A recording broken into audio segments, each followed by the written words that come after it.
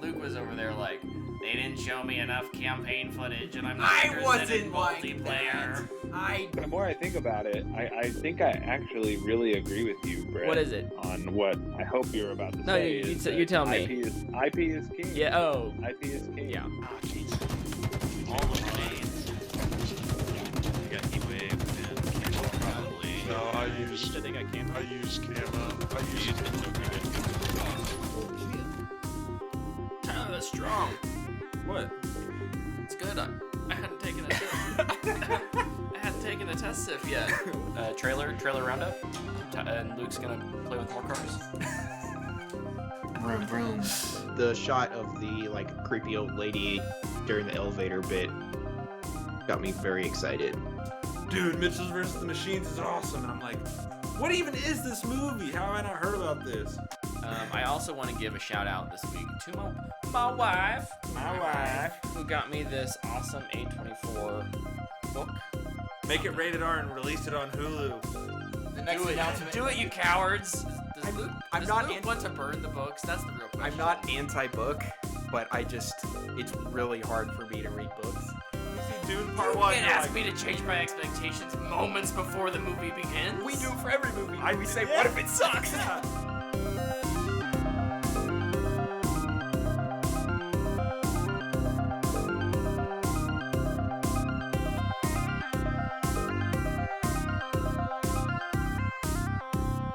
Out of it, I had never heard of the Von Erichs. This is perfect. This is how we intro every show every week. Yeah, Is we're always it's perfect. talking mid conversation. Perfect. Yeah.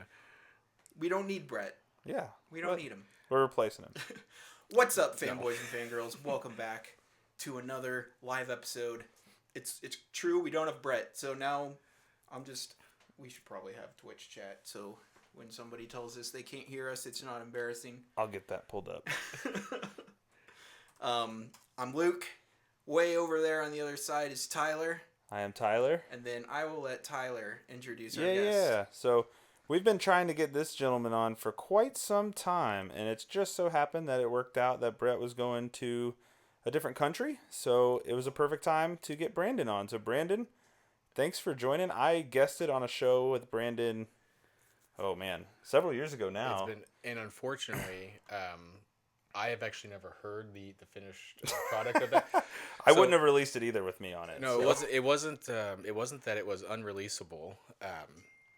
My co-host for that one, it was a rather short-lived podcast called Everybody's a Critic, and Tyler was actually ended up being the last guest we had. And I shut it down, baby. you didn't shut it. Julian Leiby was my co-host. I went to school with him. Smart guy. He got a job at Yale. Oh, And well, so he that'll moved stop across country, and Wow. all the best to Julian, because I mean it's been years now, but I know he got married, and he Good just for him. didn't find time to finish editing that episode. So I've never heard the finished product. It's in the files somewhere. It's next to Coyote versus Acme somewhere, I'm sure. Oh man, now we have to get in there. I would save Coyote vs. Acme before. I would also save that before that episode. But yeah, Okay, no, well, thanks. Well, you guys grab the movie. I'll grab the podcast. Okay, perfect. We have a plan. No, super happy that you were able to join us this time. I know you love the Oscars. Yes. So we just couldn't find a better way to do it. So yeah, we're gonna obviously talk Oscars tonight, but we generally open the show with talking about new trailers. Yeah. Luke usually has those written down. Luke, Usually I do. And I do this week too. good. First one, we got a new trailer for Fallout coming out Yes. on Amazon. Yes, this looks awesome. This does look awesome. This is a thumbs up from me. I'm very excited. So thumbs up, thumbs down trailers. If you haven't watched it, you can just say you didn't watch it. Nope, That's watched it. Thumbs up. fine. Yeah, thumbs up. This Even looks though great. I've been hit or miss on the Fallout game series, Hey, me too. Yeah, but this looks yes. yeah. I've never beat a Fallout game. Fun fact. I don't I think haven't anyone. either. I Bethesda love has the either. aesthetic. I love the aesthetic. I think it's awesome. So, Yeah. if this, I hope it's good because this is probably why we're not getting more Peripheral. Gosh dang it, I'd rather have Peripheral. I know, I know, but it's fine. I'm looking forward to it. What do we got next, Luke? Well, first off, our Twitch notification says, let's review Doom Part 2. Perfect. Maybe that'll get more people. Yeah, maybe it will.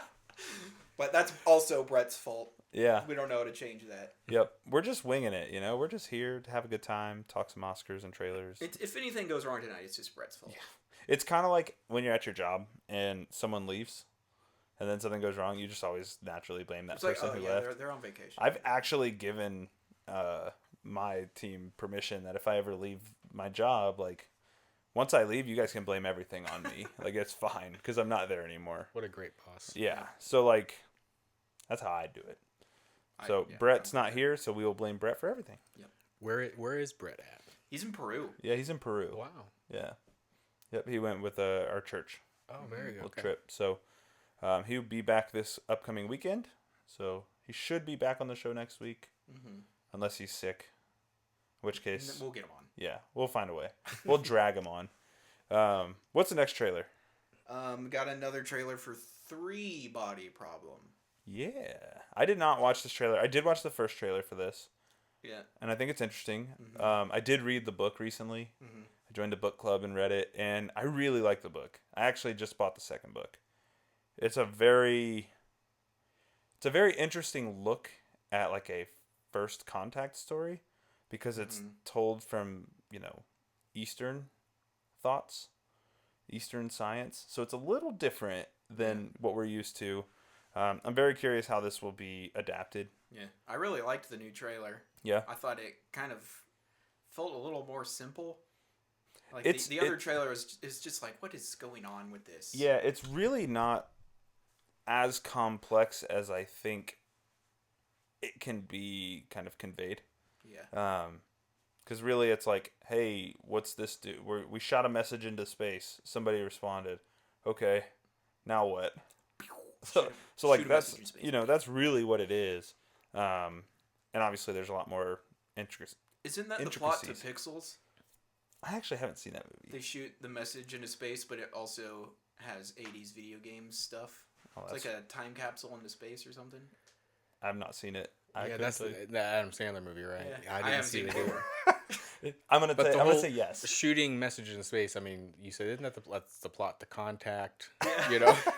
Yeah, no, but they came back as like Galaga, Yeah. which is awesome. Yeah. But also, I heard that movie's horrible, so I never watched it. Yeah, but no, I having not watched this trailer. This is the Game of Thrones creators, so this is what they left Game of Thrones for.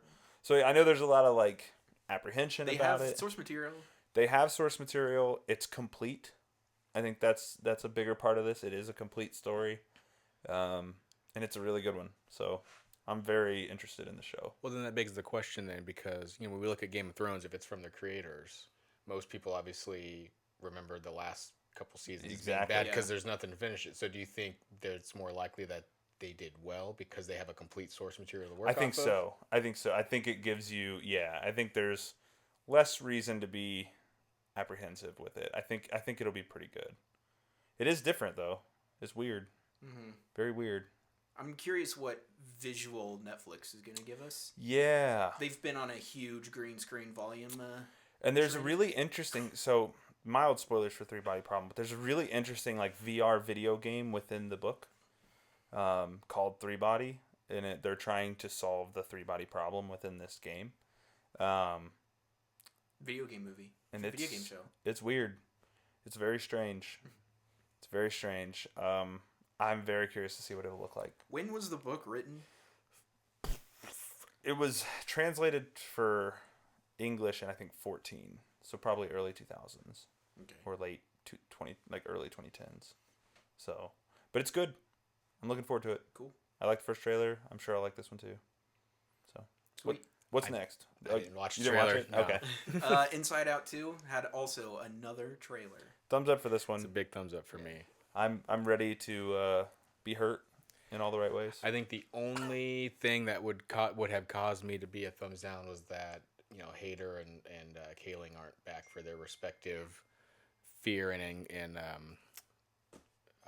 disgust emotions. So, but I loved the first one, and this is a property that I don't think Pixar can. At least not in a sequel, they can't mess up. Maybe if they Let's pump out hope another not. 3 or 4. Let's hope I not. just think, it's ripe for great great sentimentality. It's just Oh, yeah. it's ready. Yeah, it's ready to roll. I think. I'm ready to be hurt because now having kids, I feel like it's just gonna be so different. Like, You're gonna be a I'm gonna be such a sucker mess. during this movie, man. It's gonna be bad, man. I can't wait. Knowing that she's entering puberty, feeling all these new emotions. I mean, I have a stepdaughter who's 11, and Oh, I'm yeah, seeing- that's gonna so mess it's- you up. It's gonna, yeah. So I'm really looking forward. I'm wondering if I can get her to come along too, because she's Oh, but she's that at might an be age where- emotionally irresponsible, but a really good time. I mean, she's a good kid, so Yeah. I've met her. She's a good kid. Yeah. Good luck. Yeah. I don't envy that. Is there any other trailers this week? Did chat bring any up? Is I don't think anybody in so. chat? Yeah, Baroque's in chat. Shout out Baroque. Couple comments. My favorite thing about the Fallout is how it's so bad at being a shooter that they let you pause time just so you can hit stuff. Amen. And it Fair still point. just misses for you. Yeah, it just gives you a chance. Ooh, I have to- a 98% chance to hit the head, and I'm 20 feet away. Yeah. Miss. And then he said, that's the plot to Jimmy Neutron. All I'm hearing is stolen idea. Yeah. Stolen idea. Like, Stolen idea after stolen idea. So, Dude, I remember seeing that Jimmy Neutron. I'm assuming he's talking about Jimmy Neutron, the movie. probably. Dude, I saw that in theaters. Pretty sure I dragged my parents to that, and they're probably like, oh my gosh, this sucks. But hey, they did it for you. Oh, Jimmy, oh. Jimmy's mom! Yeah, dude, Jimmy Neutron's, that's a show. That is a show and a half. Ugh, good times. But, Oh, dude, I wonder, I should go back and just look at the animation, because it was like the 3D yeah, CG it was like kinda the style. computer, I bet it yeah. looks so bad now. Yeah. the computer generated Yeah. stuff, yeah. And not like the good kind. Yeah, oh man. It probably looks like all the Disney Plus, like, $5 shows they throw on there for nothing. That just looks so bad. Yeah. But Watching those Saturday and Sunday mornings right now. So hey, we all got to get through it at some point. So I guess we could jump into the Oscars, right? I mean, that's the meat of the show this week. I guess we could, yeah. We could. Speaking of shows, right? Yeah, speaking So- of shows. Do you want to open it with a monologue? No. No. As the person whose suggestion is get rid of the monologue. So Not that it was that bad. Personally, I didn't hate it. I didn't love it. I thought it was fine. I laughed. Yeah. But I don't need it. So this is the 96th Oscars. Yeah. Yeah. So yeah, the monologue. Let's start there. What did you guys think? Luke's giving his thoughts. Brandon, what did you think of the monologue? Are you in the internet craze of hating Jimmy now? Not really. I mean, to be fair, I've Jimmy Kimmel's never necessarily been. He's never really been my. I didn't watch the Man Show when it was the thing. Yeah. With him and Adam Carolla. Never really watched his late night show. For the record, I've always been a Conan O'Brien guy. So. Ooh, rivalry. Yeah. Start a fight. But I was actually talking to somebody about this earlier this morning. It's like I think for the most part these hosts they're kind of you're almost in a no-win situation right now because if you do well, most people are gonna say, well, he was fine or she was fine. Yeah. And if you are not good, or Yeah, make you're- the tiniest little mistake, you're horrendous, you're horrible. Because in this case, they were people I was talking about this with weren't really happy with his jokes at Robert Downey Jr. RDJ, Oh, I yeah. thought that was funny. Which I Yeah. thought I thought he played along. I was thinking he was playing along with it. Yeah, that's what I and thought maybe, too. I mean, maybe at first he was, and then maybe it's the second. Maybe it one just he- went on a little long, yeah. But knowing that he's sort of he's brought it up before. Mhm. Robert Downey Jr. is his past, but not so much in the last couple years. When interviewers kind of broach the topic, he kind of steers away from it. But I don't know. I was like, I didn't find that to be a reason to say like he did a terrible job. But again, my perspective, I take or leave Jimmy Kimmel. Yeah. Yeah. I think with too, like him and Jimmy are friends. Like I think they know. He was like, all right, let's keep it moving. Like, Yeah. it's going a little long. I don't think he's gonna go home and lose sleep over it. I think they're both fine. I did say I would have been surprised if Robert Downey Jr. wasn't aware that maybe maybe he didn't know exactly what was going to be said. But, Oh, I'm sure. but Like, hey, a joke was we're gonna be gonna, we're gonna make, you're here. You're gonna get you're probably gonna win. I mean, there's so many bits Yeah. You know, that are supposed to feel natural, but I mean, they're like the Steven Spielberg, Yeah. the being sent nudes from Kate McKinnon. Yeah. Well, that was great. That was one of the best amazing. jokes of the night. Amazing. But, I think I do subscribe a little bit to the theory that, especially on Oscar night, like the people are all there. You can withstand the tiniest bit of heat, if that's what you want to call a joke at your own. When you've joked before about even later in your acceptance speech about you were a wounded animal, wounded dog being Called his wife his veterinarian. Yeah. Yeah.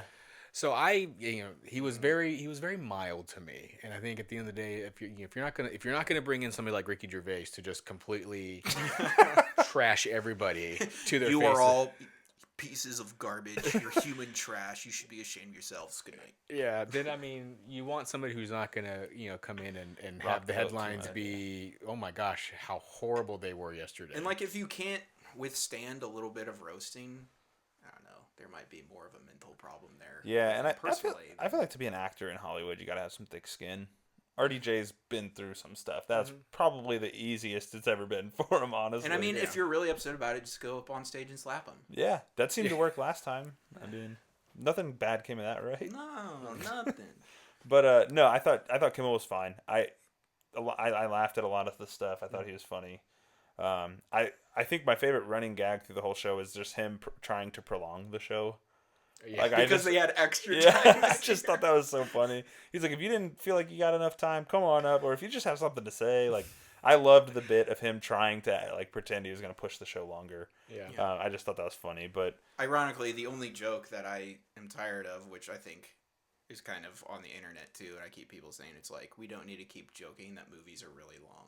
yeah, It's like, okay. it just is. It just is what it is now. It's like one of the biggest movies of the year was 3 hours this year. People don't care. Right. Just want a good movie. I think exactly. I think they don't care if it doesn't feel like it's 3 hours long. So Exactly.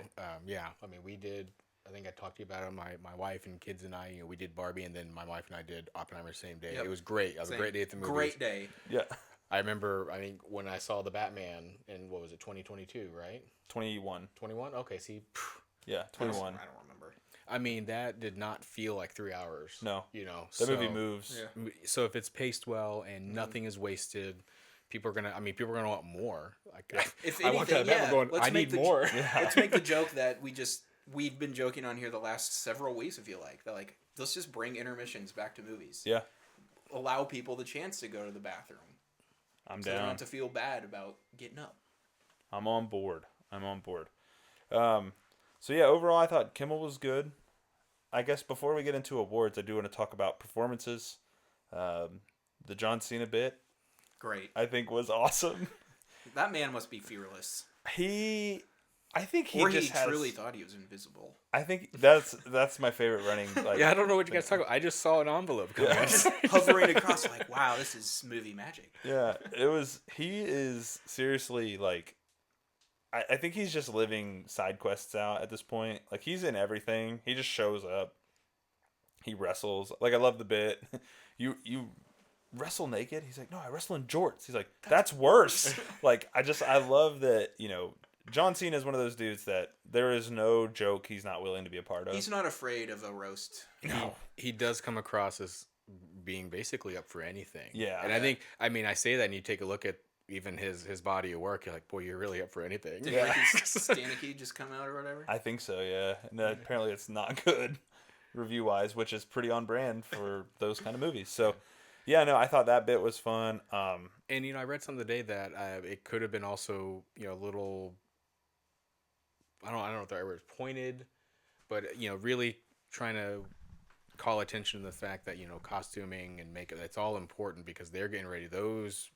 That union is getting ready to enter its own negotiations. Let's go. Do it. So, Yeah. and again, I'm firmly in the pro-union camp. These people all, the studios all get huge slices of money. Let's just get get the workers what they're worth. Yeah. Yeah. If we want good quality content, we need to pay the good people what they're worth to continue getting it. So, Absolutely. No, that's a a nice way to do it. And speaking of that, they did another thing last night that I thought was incredible. The stunt, kind of just basically calling out stuntmen. I was so hoping that the end of that, like the end of the speech would have been like, and starting in X year, like Next year, Oscars will be the first ever stunt award. Yeah.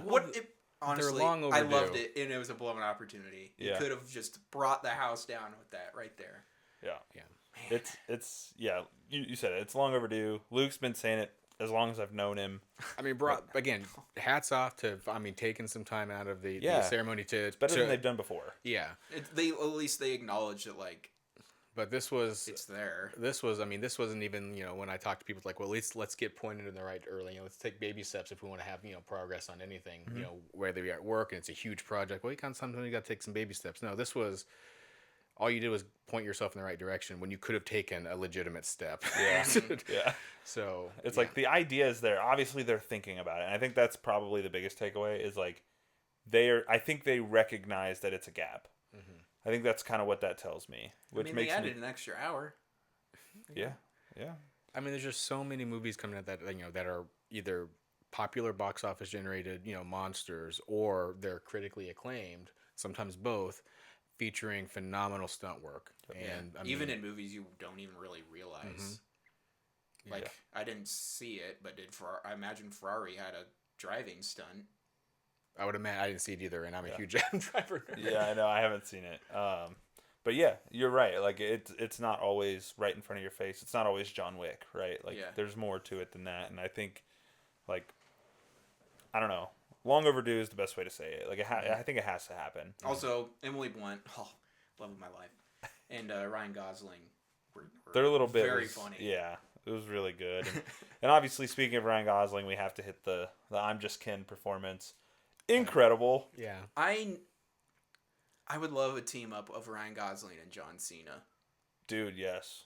I'm here for it. Let's do it. Let's do it. I don't know what it looks like, but let's do it. I'm so down. I mean, Buddy cop performance movie. of the night. From all the original songs. And obviously Gosling's not a singer, so he's not going to come. He's not going to be Billie Eilish on the microphone or Right. anything. But I mean,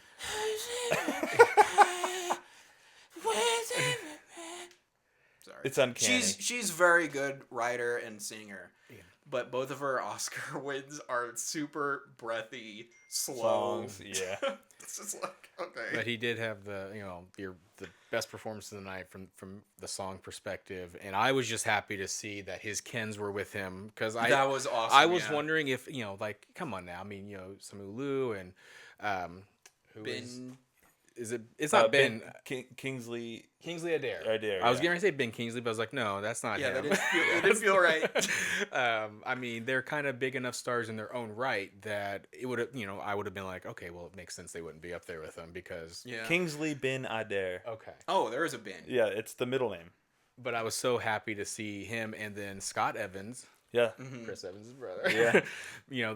they added to it, and it just was. Yeah. The crowd work was great. Going out in the crowd, getting them, Having some the- Dude, sometimes the it can be so videos stuffy, of Scorsese during that are so funny. He was so happy. Yeah. He was loving it. And it's great when they can do something like that because again, I love watching the Oscars, but I can call a spade a spade. That room can get quite stuffy sometimes, and like they just need to let loose a little bit. Like they need to bring a little bit more of the Golden Globes atmosphere at times to the I Oscars. said it last Yeah, night. get him drunk. I said it no, last just the night. I was jovial, like, yeah. Well, Pacino was probably pretty drunk. Well, we'll get to I that. think he's just old. But I was saying last night when the I'm Just Ken performance was happening, I was like, man, this is what the Oscars needs. Like, Yeah. it needs a little bit of excitement here and there because I think it just makes it fun. Like Luke was saying last night, the most fun moment prior to this was probably the mix up for Best Picture. Some years back. Still my favorite Oscar Yeah, moment. but having big moments would be fun every now and again, right? Like, and I think I'm Just Ken was that. Just oh man, the chaos of announcing The wrong movie. the biggest award of the night got messed up, and everybody's Dude, that was quite the moment. oh, it gave me such joy. So Baroque's got a couple comments. Cena is a guy I hated as a wrestler, but I love him post wrestling. Brooke, did you hate him as a wrestler because he won and everything? Like, because it was when I did watch wrestling, it was when The Rock was still popular, and of course he went from being this uber fan favorite to like, even when he was still the good guy, you hated watching because you knew he was gonna win. Right.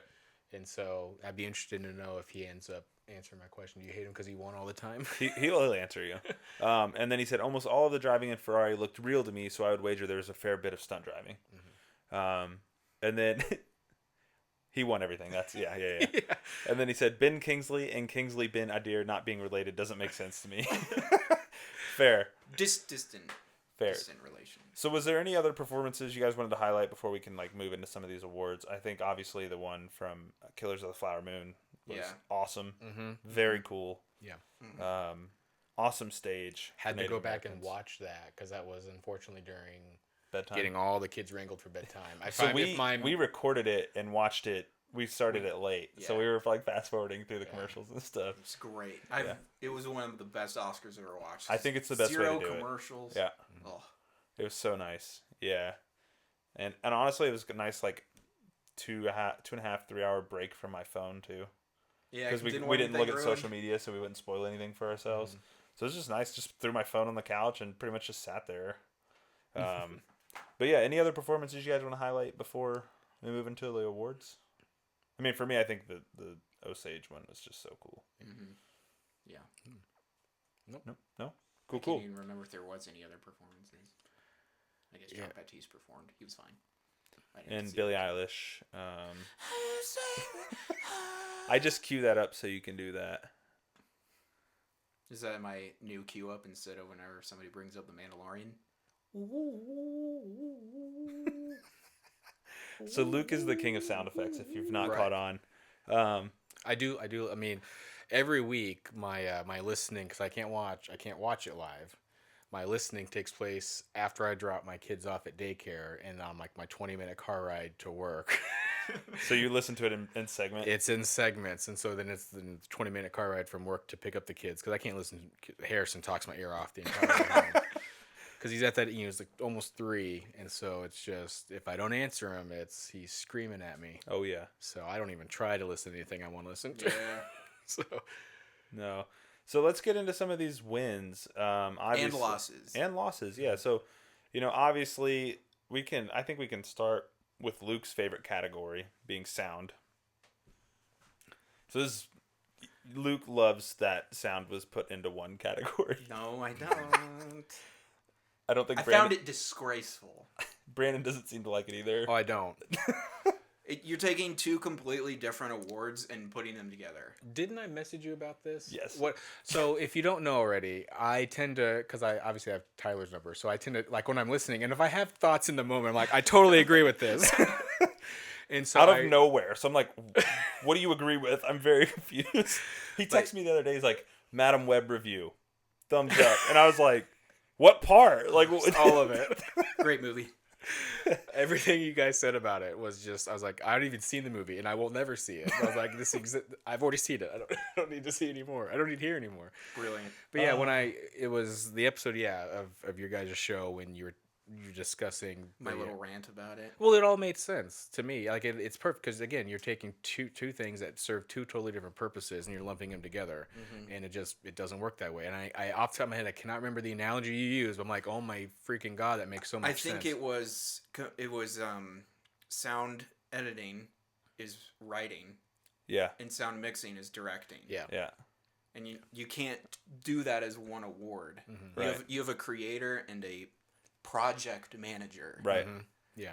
And I hate it. And like just recently as last week, I loved Dune 2, but I did not like the sound mixing. And it has great sound effects that are put in the movie, but when you take all the different parts and don't blend it together well, It sticks out, yeah. they're so different. Yeah, Please Luke. separate them again. So, in this category, we had The Creator, Maestro, Mission Impossible: Dead Reckoning, Oppenheimer, and Zone of Interest. Zone of Interest being the winner. I have not seen Zone of Interest, so I can't speak to that. But I did really want The Creator to win everything it was nommed for. Yeah. I will be honest. I think I just always kind of pull for the sci-fi movies. Yeah, naturally they need it. I haven't seen the Zone of Interest either. I had predicted Oppenheimer in this one. Wouldn't have been a bad win, honestly. felt like it was such a juggernaut heading into everything. It's like I think there's a couple of awards that it was nominated for that it wasn't going to win, that they were going to try to spread the wealth a little bit. And I think it was one that the Academy decided to, but I had picked it in the Zone of Interest one, so it was a little surprising to me. So we don't need to spend time on it, but did either of you guys watch The Wonderful Story of Henry Sugar? Yes. Did you like it? Yeah, I did. Yeah. Good. Well, it won live action short film. Animated short film is War is Over, which, did you watch that? I did not watch that. I did pick that, not necessarily because I'm a Beatles fan, because I was going to say, it's because you're a Beatles fan. people who know John's my least favorite Beatle. Oh, okay. So maybe a hot take. But Yoko, without devoting too much time to this, So this dude is a Beatles super fan. His son's name is Harrison. yeah, and my baby girl's middle name is McCartney. So if that gives you a hint of my two favorite, they might be like your third or fourth favorite band. I'm just glad my wife was on board with the name. So I mean, it helps that they're cool names. Yeah, they're good names, so it works. I mean, let's just be real. I mean, without getting into too much, Lennon has a very troubled past. He has some very disturbing things in his, that I think if he were alive today, he would have already accounted for. But it doesn't take away that things have happened. And I've never truly blamed Yoko for the breakup of the Beatles. So many things, honestly, so many things were happening that, I mean, even now, Paul's like, we were well on the road to splitting up. She maybe intensified it at certain times, but it was going to happen. But that's that. So, did you watch War is Over? No? I did not watch it. I was going to say real quick on the Wonderful Story of Henry Sugar. I mean, I think do we all kind of like Wes Anderson here? Never seen a movie. I saw my first one last year. Okay. I think he and I loved it. He I has thought some it was good awesome. works. He has, but he also has some stuff I'm like, boy, this was kind of boring. But I can't help but feel a little sorry for the people who are nominated in that category with them, because like Losing to like an all-time Wes record. I kind of Anderson- said that when it was like popping up. I was like, man, it's not fair that he's in this category. he has. I mean, for a short film budget, probably. I mean, on par with like a lower budgeted studio movie. And Netflix money. Yeah. And Netflix They money. love to overspend. And Benedict Cumberbatch starring it. Like you have all these things going for it that your competition in the category doesn't, and it's very flashy, and it probably got the attention of a lot of voters. And I mean, historically, if any of us here kind of look into the behind the scenes of how things go, a lot of people don't watch some of these things that they're voting on because they just vote for, oh, this is the big name. I see that every year Variety has their own, like, the ballots of different people. They keep it anonymous, that they get voting ballots of different Oscar voters, and so many times like, well, I didn't watch all the animated movies, but I'm going to vote for the Pixar one because it's Pixar. That's crazy. Seems like a lot of people on the internet are complaining about the anime. Yeah, we can get into that here in a little bit. But I just wanted to comment. I mean, I liked it. I'm not upset that it won. I just was, because I didn't watch most of the other shorts, but I was like, man, feel bad for some of these people who this might be their only opportunity to get some recognition. Yeah, because you never know when you're going to be back there, right? Like, that's such a hard place to get, especially a short film. So there's so many every year. Costume design went to Poor Things. Corset movie. Luke's corset movie. Feels like it's always that movie. Always mark it down. I did have that nice. Did you watch Poor Things? I did. Did you like it? Loved it. Okay. So I don't think it's a movie for me, personally. I was kind of having this conversation with somebody today. I think, look, I'm sure Poor Things is great. Honestly, I really am. It's just not my kind of movie. I know that, and I'm just not going to watch it. And Poor Things is the Mad Max of this year. I feel like it just kind of won everything. Cleans up all the like the other categories. Production awards. Yeah, like it just absolutely raked in awards this year. It's crazy. So again, I'm sure it's great. I've not seen it. I probably won't see it unless one day I come home and Dana's like, "Hey, you want to watch that?" And I'd be like, "What?" You're like, you want to watch it? Yeah. Visual effects. This one was cool. I think this is one of my highlights of the night. Godzilla -1 was the winner. I would have loved it to be The Creator. If I had a second choice, it would have been Godzilla -1. So really cool there. Loved that they all brought Godzilla toys up there with them. And their Godzilla shoes. And their Godzilla shoes. Like, I love it. And I saw a meme today. It was like, this guy's 70 years old before he won his first Oscar. Don't let anything hold you back. And it was a picture of Godzilla. So like, it's just amazing. Like, it's amazing that movie got the recognition it did, being especially in America. Mm-hmm. I mean, it's my favorite Godzilla movie I've seen. I just think it's so good. Mm-hmm. I cannot wait for that physical release. Yeah. I'm so That glad was one of the best movies of the year. it was, seriously, and I'm so glad they got their media or their physical release distribution thing set up for the U.S. because I know that was kind of a concern. I'm so glad that got taken care of. But the creator obviously strikes out after being a loser in this category. Tough year for sci-fi. It was a tough year. But great year for no-fi. Non-fi. Science movies. Well, fiction, non-fiction is what I'm going for. Oh, okay.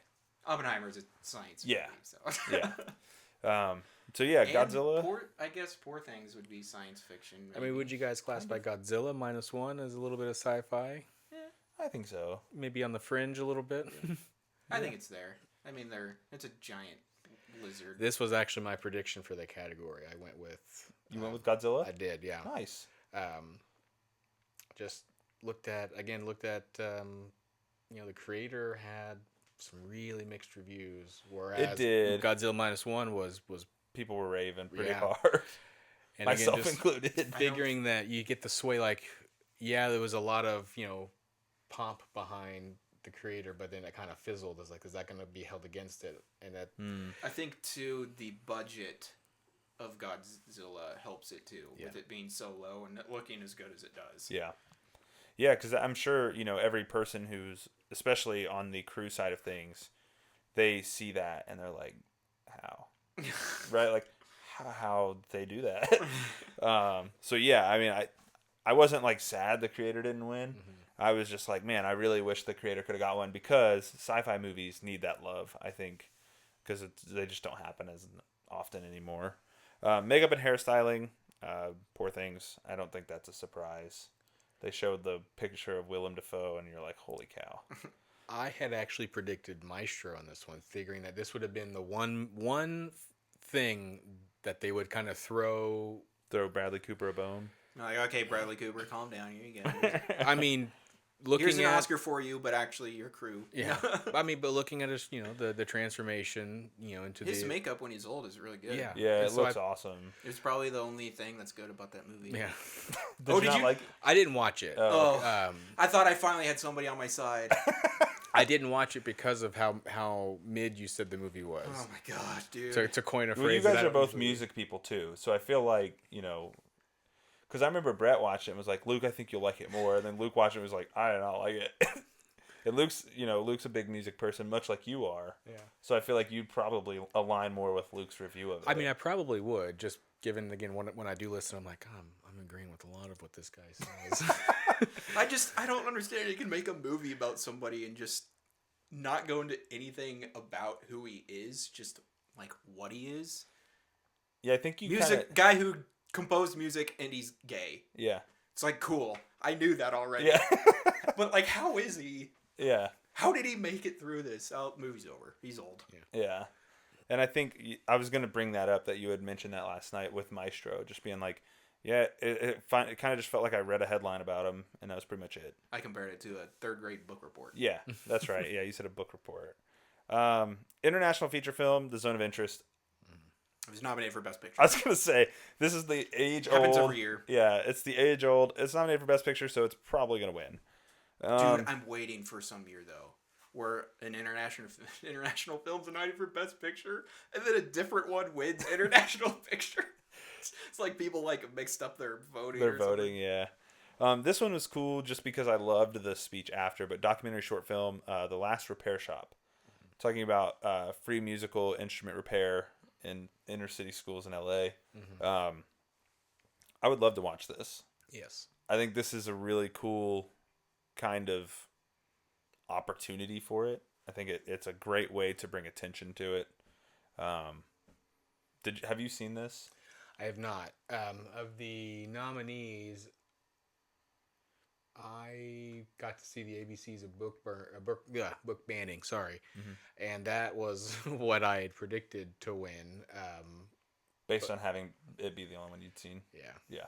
No, dude, that happens. But, to but us I was like, often. it was good. So Yeah. I'm like, if it wins, great. Right. Documentary feature film, 20 Days in Mariupol. Hell of a speech after winning this. Mm-hmm. You could tell that dude was hurting to say all that, and I thought that was a super powerful moment for the Oscars. I think there's a lot of people upset about how people chose to or not to use their platform. We won't get into that, but I will say that this dude used his platform and he went for it, and I think that was awesome. I loved his kind of notion of like, I wish I never made this. It's like, I'm happy that it's bringing attention. I'm happy that this will be remembered, but I really wish I didn't have to make it. And I just think that, again, it's another one of those moments. It's just powerful and sticks with you when the show's over. And I just think that's so cool. We're getting into some of the bigger ones here. Film editing. Oppenheimer took this one home. Of the nominees, Anatomy of a Fall, The Holdovers, Killers of the Flower Moon, Oppenheimer, Poor Things. I thought Poor Things was going to steal this one too.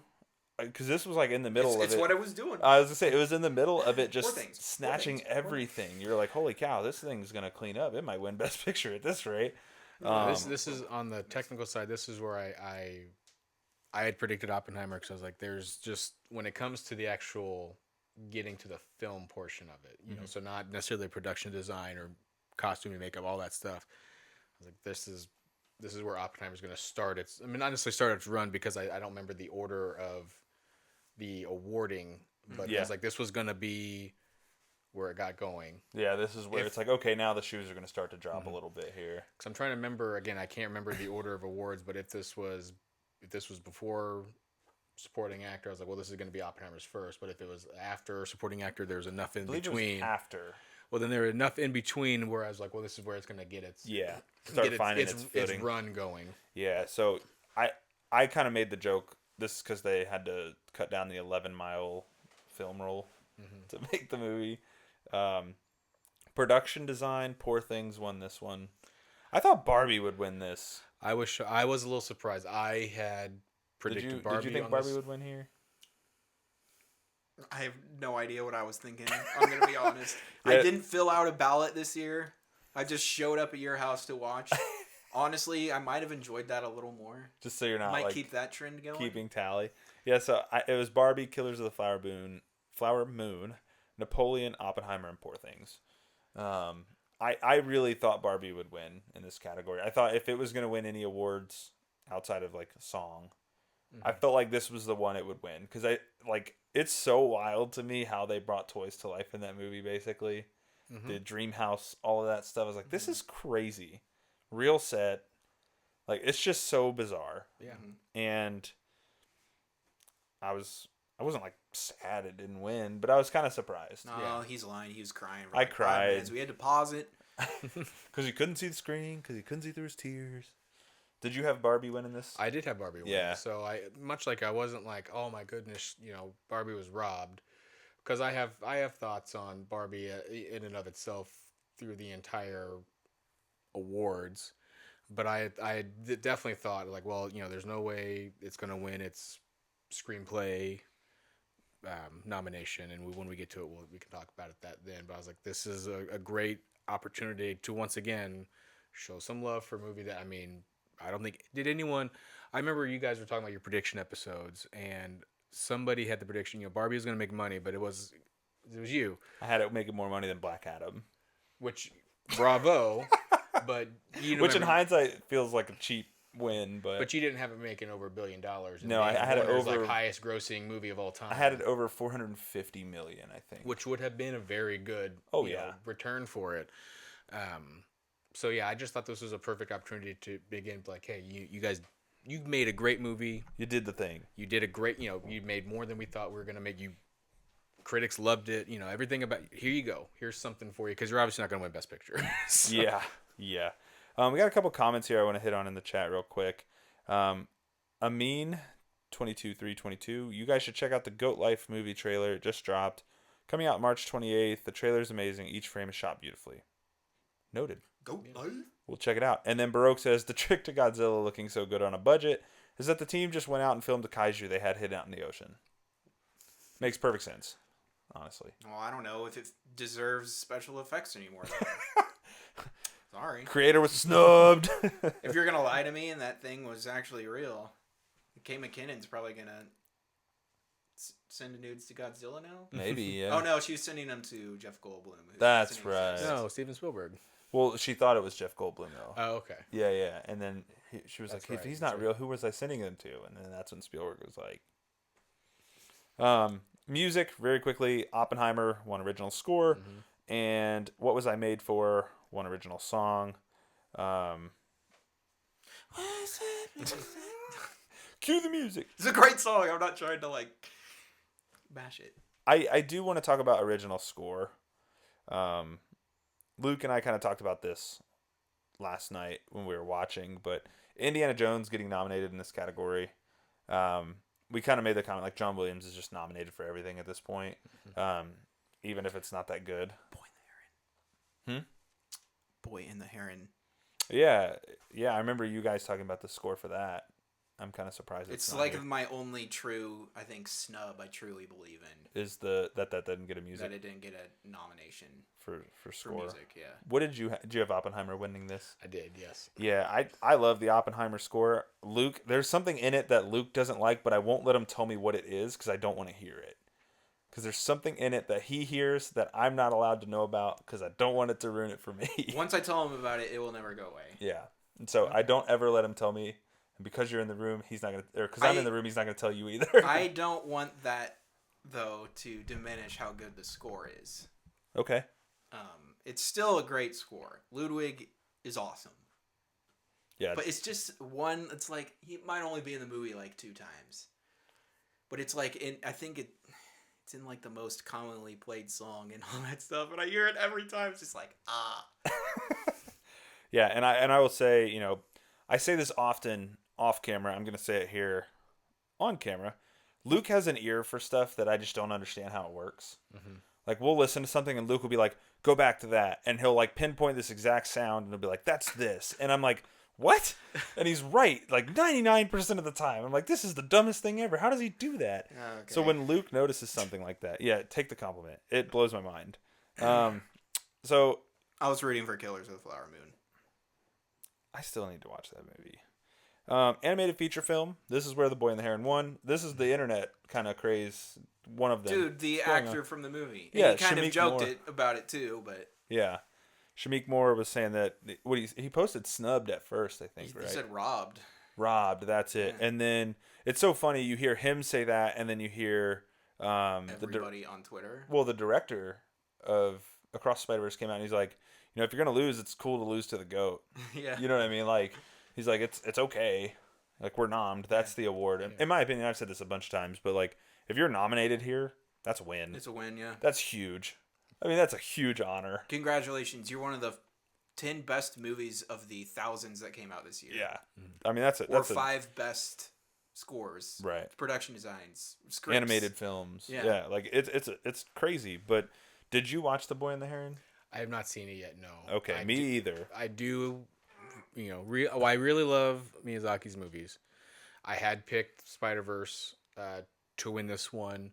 So when they read it, I was pleasantly surprised because I know the last time he'd won was for Spirited Away, which of his works, I mean, I'm sure people who watch this will be like, oh, it's not even his best, but to me, it's my favorite of what he's done. The only one I've seen is Boy and the Heron. Yeah. Yeah, we need to watch some more of those. Yeah. I think every single one is in my HBO Max list. Might be time to start ticking some of those off. So- If I had one on lock, it's like I'm locking this one in, or I'm putting money on this one, it would have been this category. Really? Yeah. Like, without a doubt. Boy Yeah, and the without Heron. a doubt. Nice. Amin asks, do you guys react to trailers on stream or off stream? We've not done a traditional trailer reaction in a very long time. We've done some on stream. It's Usually, kind of awkward because there'd be no audio and it'd just be Yeah. us sitting here.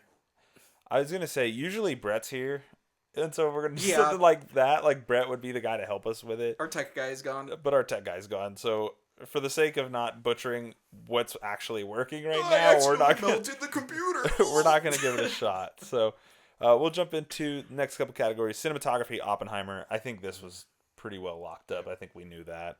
Writing original screenplay. So this kind of became a hot discussion. Anatomy of a Fall won, but The Holdovers was nominated yesterday. I wanted this to win. Yeah, he wanted it to win just for the controversy. Yeah. The story that broke. Brandon did some digging on it yesterday, I believe.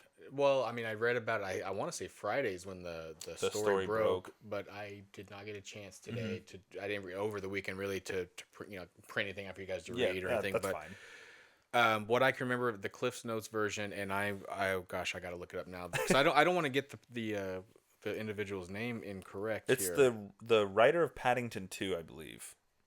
Great film. Right? Isn't Yeah. that it? Or Paddington 1. Yeah. Or is it a different writer? I think it's a different writer, or maybe it's a producer. No, it's a writer because it's about a script. Duh. So I'm just trying to pull. Oh, But basically, I'm just on while you pull that up. SLTE. Okay, so yeah, so Simon Stevenson, he wrote Luca, the Pixar, Disney Pixar movie that premiered on Disney Plus, and Paddington 2. Simon Stevenson, he had written a script in I want to say 2013 that he had titled Frisco.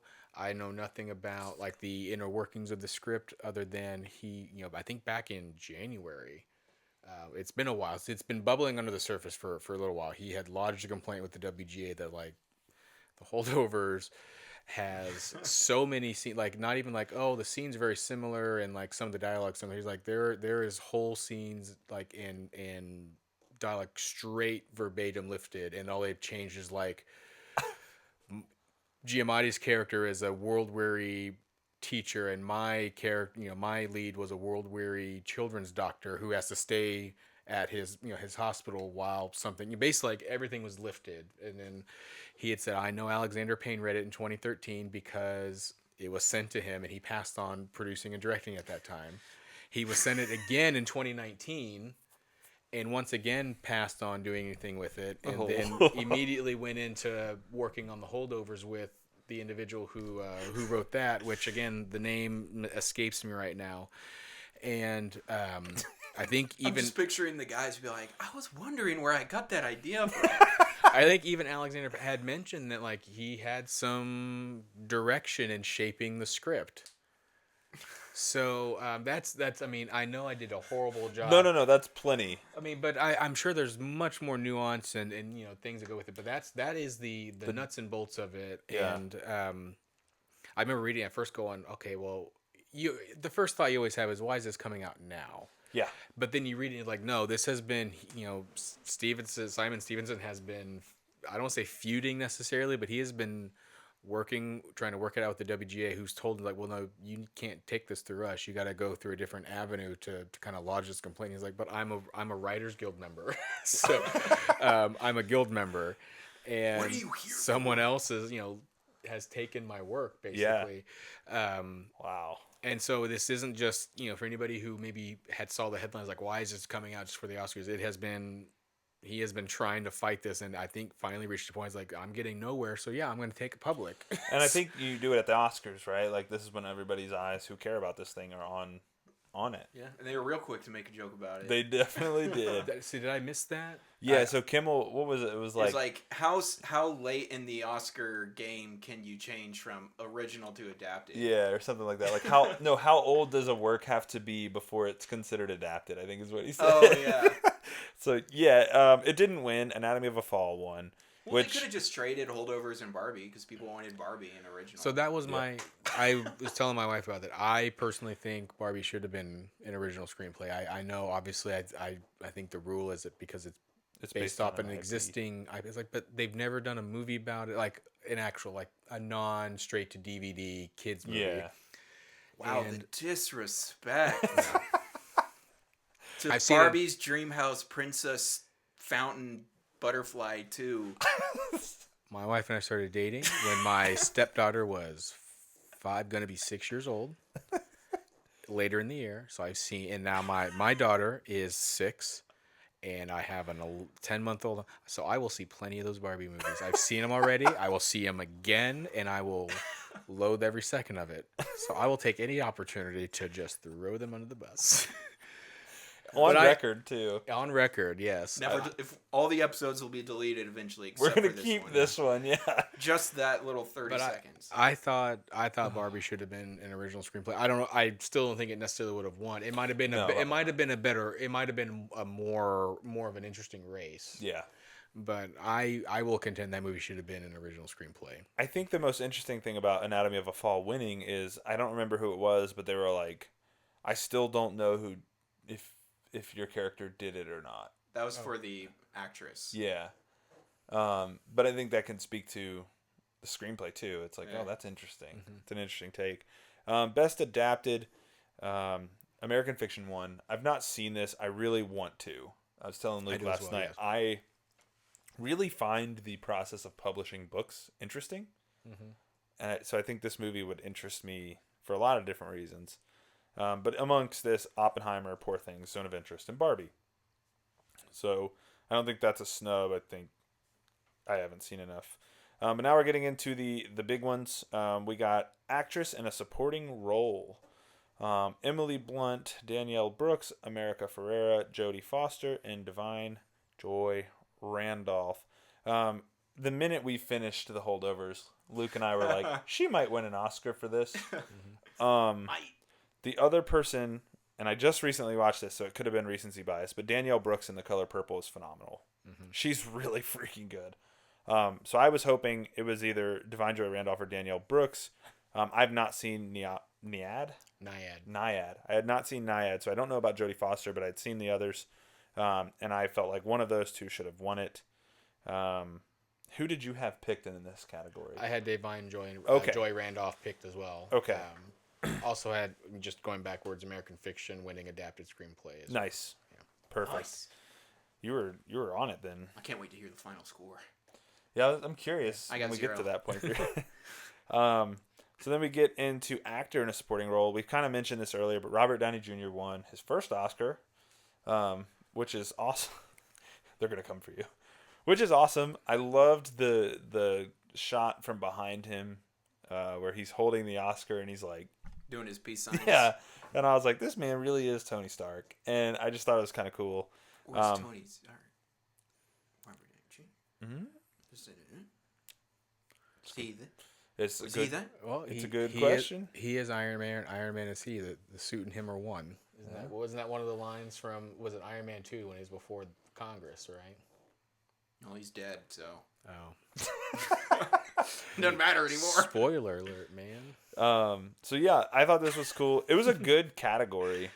I mean, this one was loaded. You had Sterling K. Brown, Robert De Niro, Robert Downey Jr., Ryan Gosling, Mark Ruffalo. This was the bit where somebody accidentally, or who was it, said Robert Oscar De Niro. winner. Yeah. Robert De Niro, Oscar winner. Ooh, Yeah, and Tim it was Robbins. like, oh, yeah, that's who it was, Tim Robbins. And then like the names are so close, Robert. phonetically to a point, and you're like, But then it went to Downey Jr., which I think he's great in Oppenheimer. He's incredible. It's a very, I mean, it's not a showy role necessarily. He does a lot with a little. Yes, he does. So, I mean, in terms of if you're wanting, you know, if you're looking like, well, who maybe gave like the most like in your face performance, and you, I mean, immediately you would say one of Gosling or Ruffalo. Yeah. You know, even if you've not seen Poor Things, I'm sure you've seen the trailers or the little clips of, you know, of Ruffalo. Yeah. And you know, yeah, it's definitely a really out there role compared to what he's normally done. Obviously, I mean, much like everybody who made predictions probably put down Robert Downey Jr., he had taken everything in the award circuit leading up to this. So it really wasn't, you know, when we get to some of the other ones where we can go and, you know, I can discuss, if people want to know, kind of how I made certain predictions and how they might have differed from last year. But loved it. Strong. I mean, such a strong category. Every single person, I mean, in any other year probably could have won. Yeah. Obviously, depending on what might got released. But and I mean, just the supporting actor, actress nomination, I feel like we mentioned, a nomination isn't a win in itself. But in this category, there's way more supporting actors than there are lead Leads, actors. yeah. So to like stand in front of, be the 5 at that crowd, That's a huge honor. that's a huge achievement. I will say, obviously, the day that my family, my wife and I, we saw Barbie and then Oppenheimer. Of course, saw Barbie first, and I mean, absolutely loved Ryan Gosling as Ken. I remember walking out of her going like, man, I mean, he's absolutely going to at least get nominated for something with this. Yeah. Whether it's they're going to classify him as lead or support, because he's the leading male in the movie, but of course it is definitely more of a supporting role. Yeah. And I mean, even when I've rewatched it at home, with my daughters who want to watch it, like it's in the hands of still maybe a good actor, but not Ryan Gosling. That performance probably does not hit the same. Like you need someone who is just self-deprecating enough to really buy into, like at times he's the joke, but also like, for all the social commentary it has, and to really buy into that and be on the same page with your director and your screenwriter. Yeah, you have to trust that they know what they're doing, and so again, in the hands of I don't want to say lesser actor, but maybe just as talented, but a different guy, it doesn't come across the same way, in my opinion. Absolutely. And I'm just hoping the buzz that Gosling has gotten just over the past 6 months, really, it will let us finally get the Nice Guys too. Oh yeah, man. would love that. Oh my Would love that. I'm late to that party, but man, I would love that too. Yeah. I that movie's so awesome.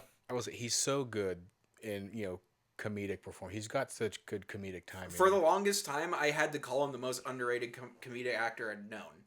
But like now people know. The Nice Guys, Crazy Stupid Love. Yeah. Remember, I mean, it's a very, very fun time at the movies. If you went and saw it, I mean, great cast. But I mean, he's great in it. One of my absolute favorite hosts of SNL whenever he's on it, because he's one of those. He breaks characters, but he's game for everything. Go if you guys haven't watched it. Every Christmas season, I watch I think it's called Santa Baby digital short that he did when he was on it. And go back and watch it. I mean, if you talk about a guy who is committed, and I just love the alien the one. alien. Yeah. Oh, yeah. And he's just like fighting for his life. Yeah. Well, that was the very first one. The very first time they did that sketch. So, I mean, he didn't. No one stood a chance in that one, because I mean, I do watch a fair amount of SNL, so I remember that seeing that for the very first time. I mean, A.D. Bryant and Bobby Moynihan were the two questioners, and both those were really well known for not breaking character often, especially A.D. Bryant. She very rarely broke, at least early on. I don't know if towards the end if maybe she was a little like, I'm almost out of here, so I'll let it go a little bit. Like, oh, my contract's coming. But I mean, even they were having a hard time holding it. I mean, and when you were across from Kate McKinnon, She's ridiculous. she's too good for her own. Jumping in, we got a few left here. We'll get through these, but actress in a leading role. Emma Stone won this. I thought this was like the real, for me, was the real only surprise of the night, where I was like, what? Because Lily Gladstone had been cleaning up. It was pretty 50-50, I felt. Was like. it? Yeah. So, because my She wife won the had SAG though, right? she did. So my wife had asked me about this, and I was like, well, this was almost like a mirror. I keep hitting this thing, a flip flop of last year. So They if you kept hitting remember the mic last night too. It's all good. last year, of course, the big race and actress was Kate Blanchett and Tar and Michelle Yeoh and Everything Everywhere All at Once. I was and Team Kate Blanchett. I was Team Michelle Yeoh. I ain't mad though. Yeah. But I mean, they both had won certain things on the circuit leading up to it, but then of course Blanchett had won the SAG award. Or no, excuse me, Michelle Yeoh had won the SAG award, but there was enough going on that a lot of people were like, well, momentum, quote unquote, still on Blanchett's. Like she's won a little bit more of the precursors, quote unquote. And of course Michelle Yeoh ended up winning Best Actress. This was sort of a flip flop. I mean, Lily Gladstone won Golden Globe best, for actress in a drama, Emma Stone for actress in a comedy or musical. But then Lily Gladstone had won the SAG, and so I think at that point a lot had tipped back over, but Emma Stone had won the BAFTA. Oh, okay. And then there's the whole thing that again, for someone, look, I'll just say it right now, Killers of the Flower Moon, from a technical, I mean, you can't go wrong with Scorsese movies. He's a master of what he's doing. So you're gonna be wowed by what you're seeing because he's a good storyteller. It wasn't necessarily completely my favorite Scorsese film, and I there's the argument that, well, she probably should have ran as a supporting actress because she's not it's not her necessarily her story. I guess it's not told from her perspective. Yeah. And if she had, I think there's a fair shot that she might have won in that one, because, or at the very least, it wouldn't have been, well, Divine Jordan Randolph's run away with everything. It might have been more of a 2-person race at that point. I think there's just such a strange line of the supporting or leading. Like, it's the same with Gosling. Yeah. Like, you were like, oh, should he be he's But the it's male flipped, lead? yeah. Unfortunately, I also think this is an instance where I was reading something today that, like people can say she should have ran as supporting, but she ended up running as lead, and then they're like, it was a career move as well, because she's now gotten lead projects, or gotten more projects, whereas like people who run and maybe win as a supporting, they tend to have a harder time breaking through onto more Leading better roles. projects. Yeah.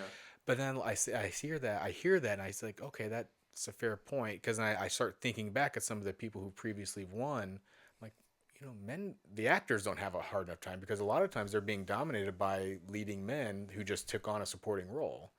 I mean, look at our category this year. I mean, Yeah.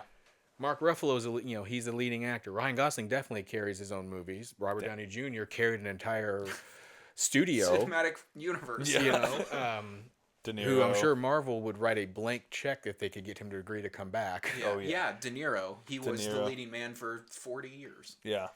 And then let's look at the actresses in the supporting role. I mean, some of them. I mean, Danielle Brooks. I knew her from Orange Is the New Black, but I mean, I hope she can stick around and actually get some more work, because she is great. Yeah. And America Ferrera's been around for a while, but she's never truly been. So I was like, man, there might be some merit there, but if you take it a step further, is it just that actresses who run and win maybe in a supporting role have a harder time breaking through and getting that lead role? And it's an interesting thing to maybe go back. I might have to go back and take a look and see, because historically, is that true or not? Yeah. I don't know. I think another part of the whole thing too is, I see a lot of people like talking about Lily Gladstone losing and Emma Stone winning, and I feel like both sides are taking away from the other. It's like, let's not diminish the other's performance because No, definitely not. somebody else won. Yeah. Like, they're both great. It keeps going back to, I think we've said it 5 times. A nomination Is a win. is a win, and Yeah. it should be treated as such. Yes. I wouldn't be surprised. I mean, if we were ever to get breakdown of ballot voting, if this was one of the closer Like races, 30 to 29. Yeah, probably. I It mean- was Who knows probably what works. razor thin. Like, yeah, I mean, because looking at it, SAG-AFTRA, they're the largest voting block. They're the largest union in the Academy. And so, if historically they look at it as like, well, whoever wins the SAG award typically usually goes on to win, but it's not always. It's not always definite, because then, when you get to the Academy voting, it's open to all branches. And so this, again, comes back to, well, did people sit through all of Killers of the Flower Moon, or did people maybe watch Poor Things and see only some of Killers of the Flower Moon, and then vote for Emma Stone? And I don't want to necessarily get into all of that and downplay it, because Emma Stone gave it is a really good performance as Bella Baxter. It was, really good. I don't know how else to say it other than that. I liked it more than her win from La La Land, and La La Land. I'm sorry, it's kind of a forgettable movie. I like that movie. Huh? I like that movie a lot. I liked it. Look, I liked it too, but I'm with you. I'm not. I'm with you. This is why you line up with Luke's reviews. I've rewatched it exactly one time. That's because Kendra hadn't seen it, so we watched it together. And I remember Logan's like, everything about it's great, but it's also like, it's one of those movies like man, I'm not seeing, like, I'm not remembering it every year. You know what I remember about it? Sound mixing. Bad. I'm remembering. I wish I could remember the joke. It was that somebody had, Ryan Gosling helped explain jazz music to black people. Oh, no. I just remember the movie starting and they're singing this song on the freeway, and I'm like, I wonder what the lyrics are. Oh. You know what? It was. I think it was a Between the Two Ferns outtake. Oh. Zach Galifianakis Yeah. asks, like, "Did you feel good helping explain jazz music to black people?" Oh, Zach. I bet man. Gosling handled it great. The other reason La La Land is less in my book is just a more personal reason. It's because the exact same year Sing Street came out, and nobody gave the flying flip about it. Got 0 nominations. And that's it's one a of your better favorite it- movies, No, yeah. it's my favorite movie. Okay, Oh. yeah. Put some respect on So its name. Yeah, I was telling Tyler before we started here. I actually was texting him earlier today. I had told him I was leaning towards Emma Stone and Best Actress, and then he had said, "Oh, it's Lily's. It's all locked Yeah, up." I thought it was really And locked so up. I Yeah. switched. I switched it. I was like, "He's right. I bet it is," because I mean, I think, this she was good. And an argument can be made like, you know what, enough people could have voted for her, like, and it would be deserved. I mean, whether or not you think she should have ran and supporting actress or not, I mean, she was an unknown, and I mean, every bit of time she's on screen carried that movie. Do they still do the weighted points thing? What do you mean by that? Like first place, you vote on multiple, and first place gets like 10 That's points. only in Best Picture. That's just Best Picture? And it's okay. yeah. I mean, I'm not sure how many points it is necessarily, but yeah, it's no idea. So I had switched it to Lily Gladstone, and then of course Emma Stone. I was like, I should have kept my gut. What an idiot. Yeah. Shouldn't have listened to me. Jumping into actor in a leading role, this was, to me, outside for me, like Luke said, Boy and the Heron was like 100% lock in his mind. For me, this was this category. Cillian Murphy, I felt like it was just a no-brainer. Yeah, I had predicted Cillian Murphy. I know some people thought, oh, there's an outside shot that Paul Giamatti I would would've win for loved that. holdovers Maybe if weighted voting to maybe make up for not even Maybe. being nominated in 04 for Sideways. should have been nominated for Big Fat Liar. Commitment. Should've been. So good. But I God, it's so mean, blue. looking at the precursor awards, nothing that I don't believe. I'll have to double check. I don't believe that Giamatti had won anything in which he shared a nomination with Murphy. So I know he won his Golden Globe, but Murphy was nominated in leading actor in a drama. He was leading actor in a comedy or musical. After that, I do not believe he won. Maybe the SAG award, but I'm not sure. Yeah, I'll have to go back and check. I would know. I'll have to go back and check. But I was not surprised at all. Yeah, this felt like a lock.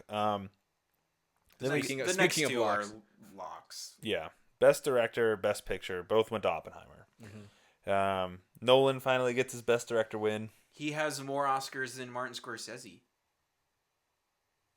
He has one. for Best Director, Yeah. Martin Scorsese has one. Yeah, he has one. But So- now Nolan has one for Best Picture and Best Director. Oh, I got you. Okay. I got you. I think Scorsese's is just Best Director for Departed. Yeah, I was just happy for Nolan to finally get this. Finally win it. Felt like it was just long. This is a long Do you time think he's coming. gonna retire? So I got No. No.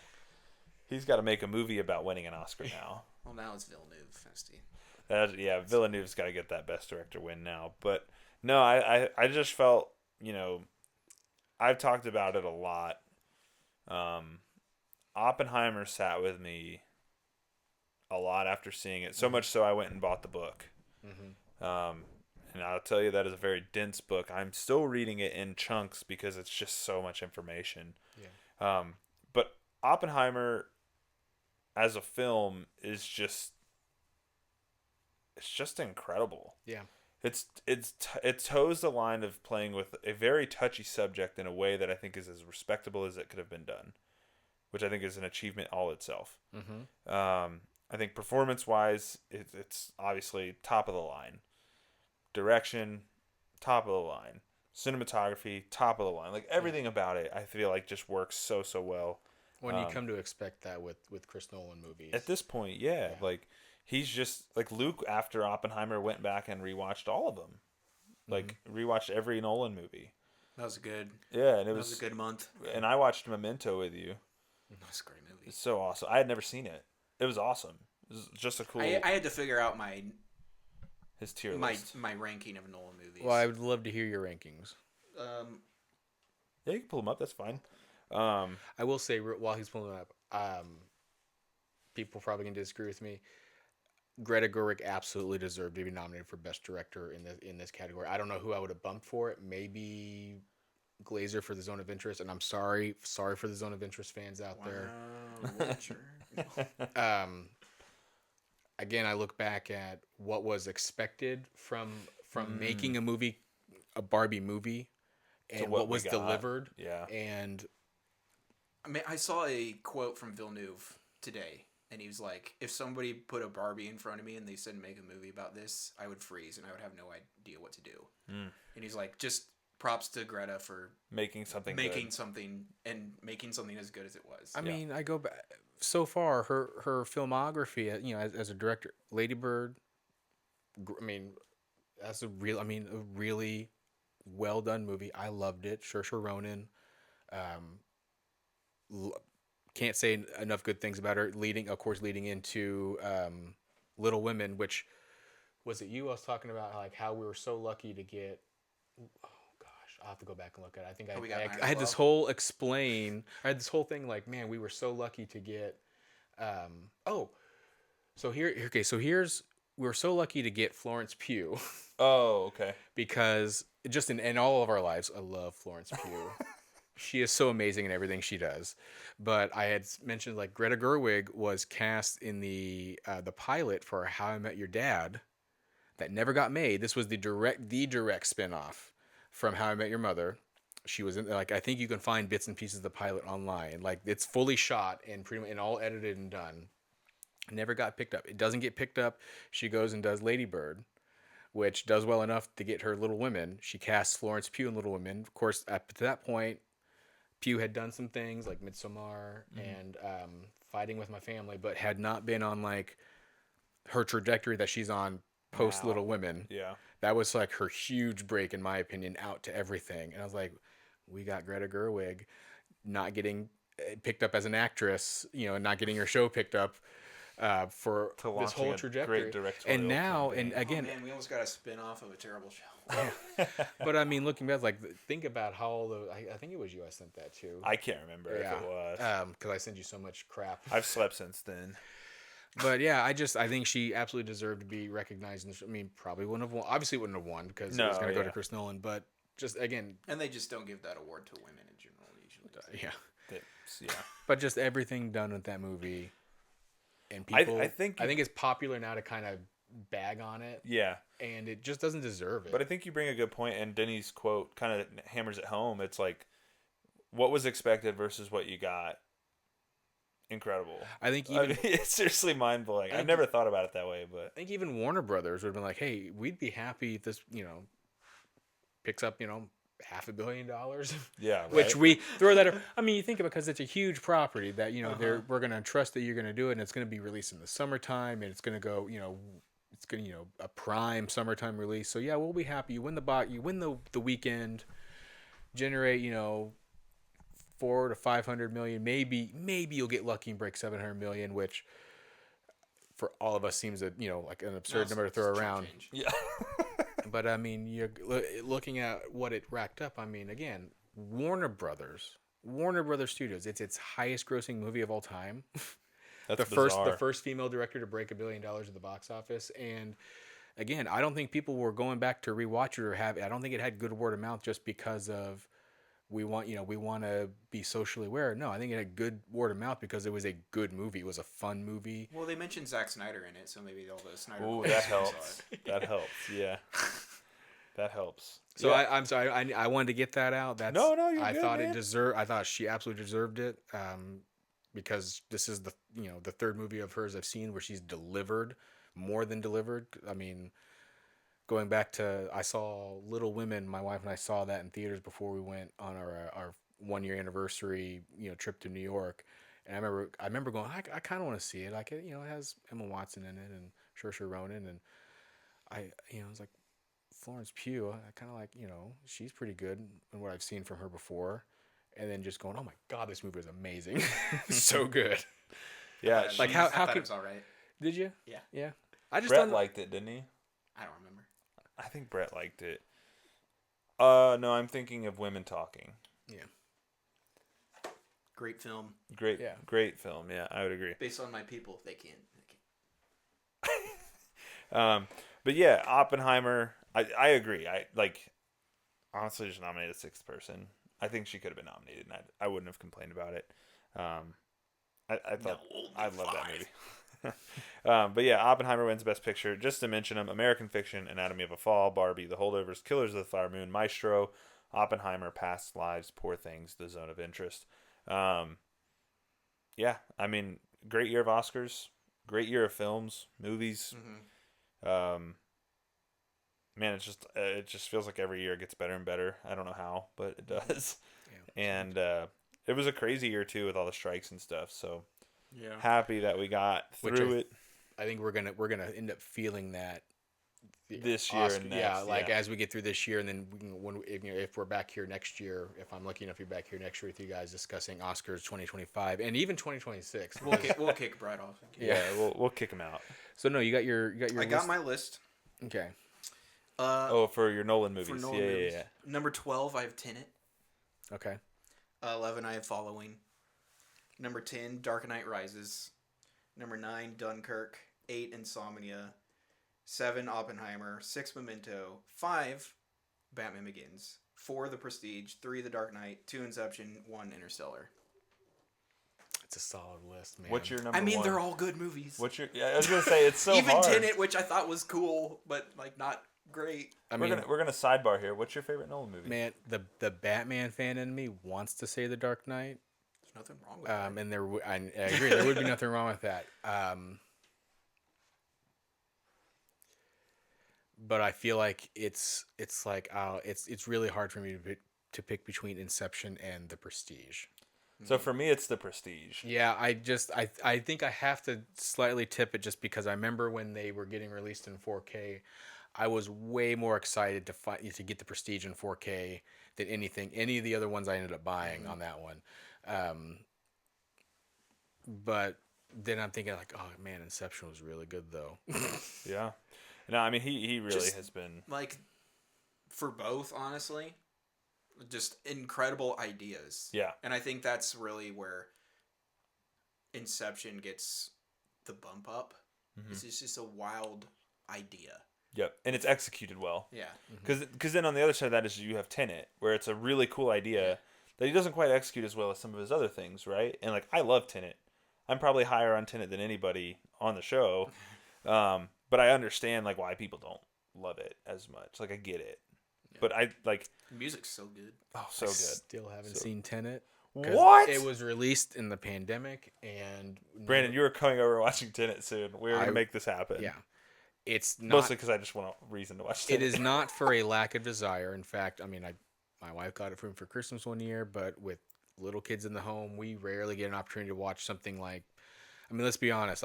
It's what over 2.5 hours, right? Yeah. Yeah. So we got to have the time to devote to it, and the only time we get to watch things for ourselves is at bedtime. Yeah. And we're too tired. Yeah. So. We're gonna make it happen. I wanted to rewatch them because, well, I had watched Oppenheimer. Yeah. And like I had put it in my list and it was low, and I was like, maybe I should just rewatch them all again. But then also in Tenet, there's a line, and Nolan has kind of embraced that, and I feel like it's kind of his mission statement almost, where it's don't try and understand it, try and feel it. And I kind of went into each movie just Trying to feel it. with that mind state instead of like I need to understand everything about the plot, where it's like, no, I just need to experience it. Yeah. And That's a cool way to look at it, to rewatch those through that lens. it was really interesting too, because like I hadn't seen Dunkirk in forever, and that one had been a lot higher, I don't. and it don't like dropped pretty Dunkirk. far on my list. Yeah. It's a great movie, but it's not really worth watching a second I time. mean, if we apply the same principle like I applied to Scorsese, like Nolan knows what he's doing. Like you're not going to see a technically flawed movie of his. I mean, you're really not.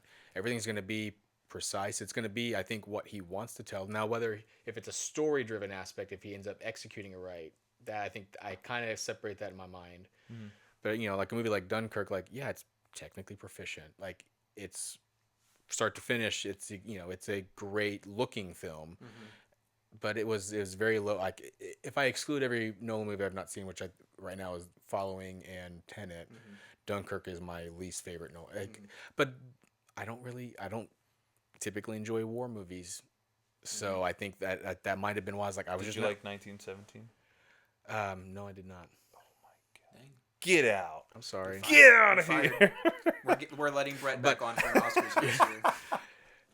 You know, I love Tom Hanks. Saving Private Ryan, like, I give it up for Tom Hanks, but You it's just hate America? Oh, wait. 1917 is about America. Okay, that joke didn't but work. even it since it's it's Just a not a war war movie. movie It's guy. not a war movie guy. Like, Yeah, I'm that's like alright. it's not gonna be one I go back and watch again if I want to watch a Tom Hanks movie. I'm gonna pick something that's, you know, It's all good. I'm gonna be There's- happy with. There's watching. lots of genres I just never watch. Yeah. Slashers. Slashers, hate them. Zombies, You hate them or you like them? hate them. Okay. Most corset movies. Most, Um, which corset movies do you like? Because you said most. Amadeus? Oh. Or, yeah, that one was good. I don't know. They're hard to think of. You probably don't like Amadeus for F. Murray Abraham though, right? Seeing a corset in that movie. I mean, it's just an awesome movie. Yeah. It's fantastic. That's a 3-hour movie about Mozart. You're just like, this is the coolest thing I've ever seen, man. This dude rocks. No.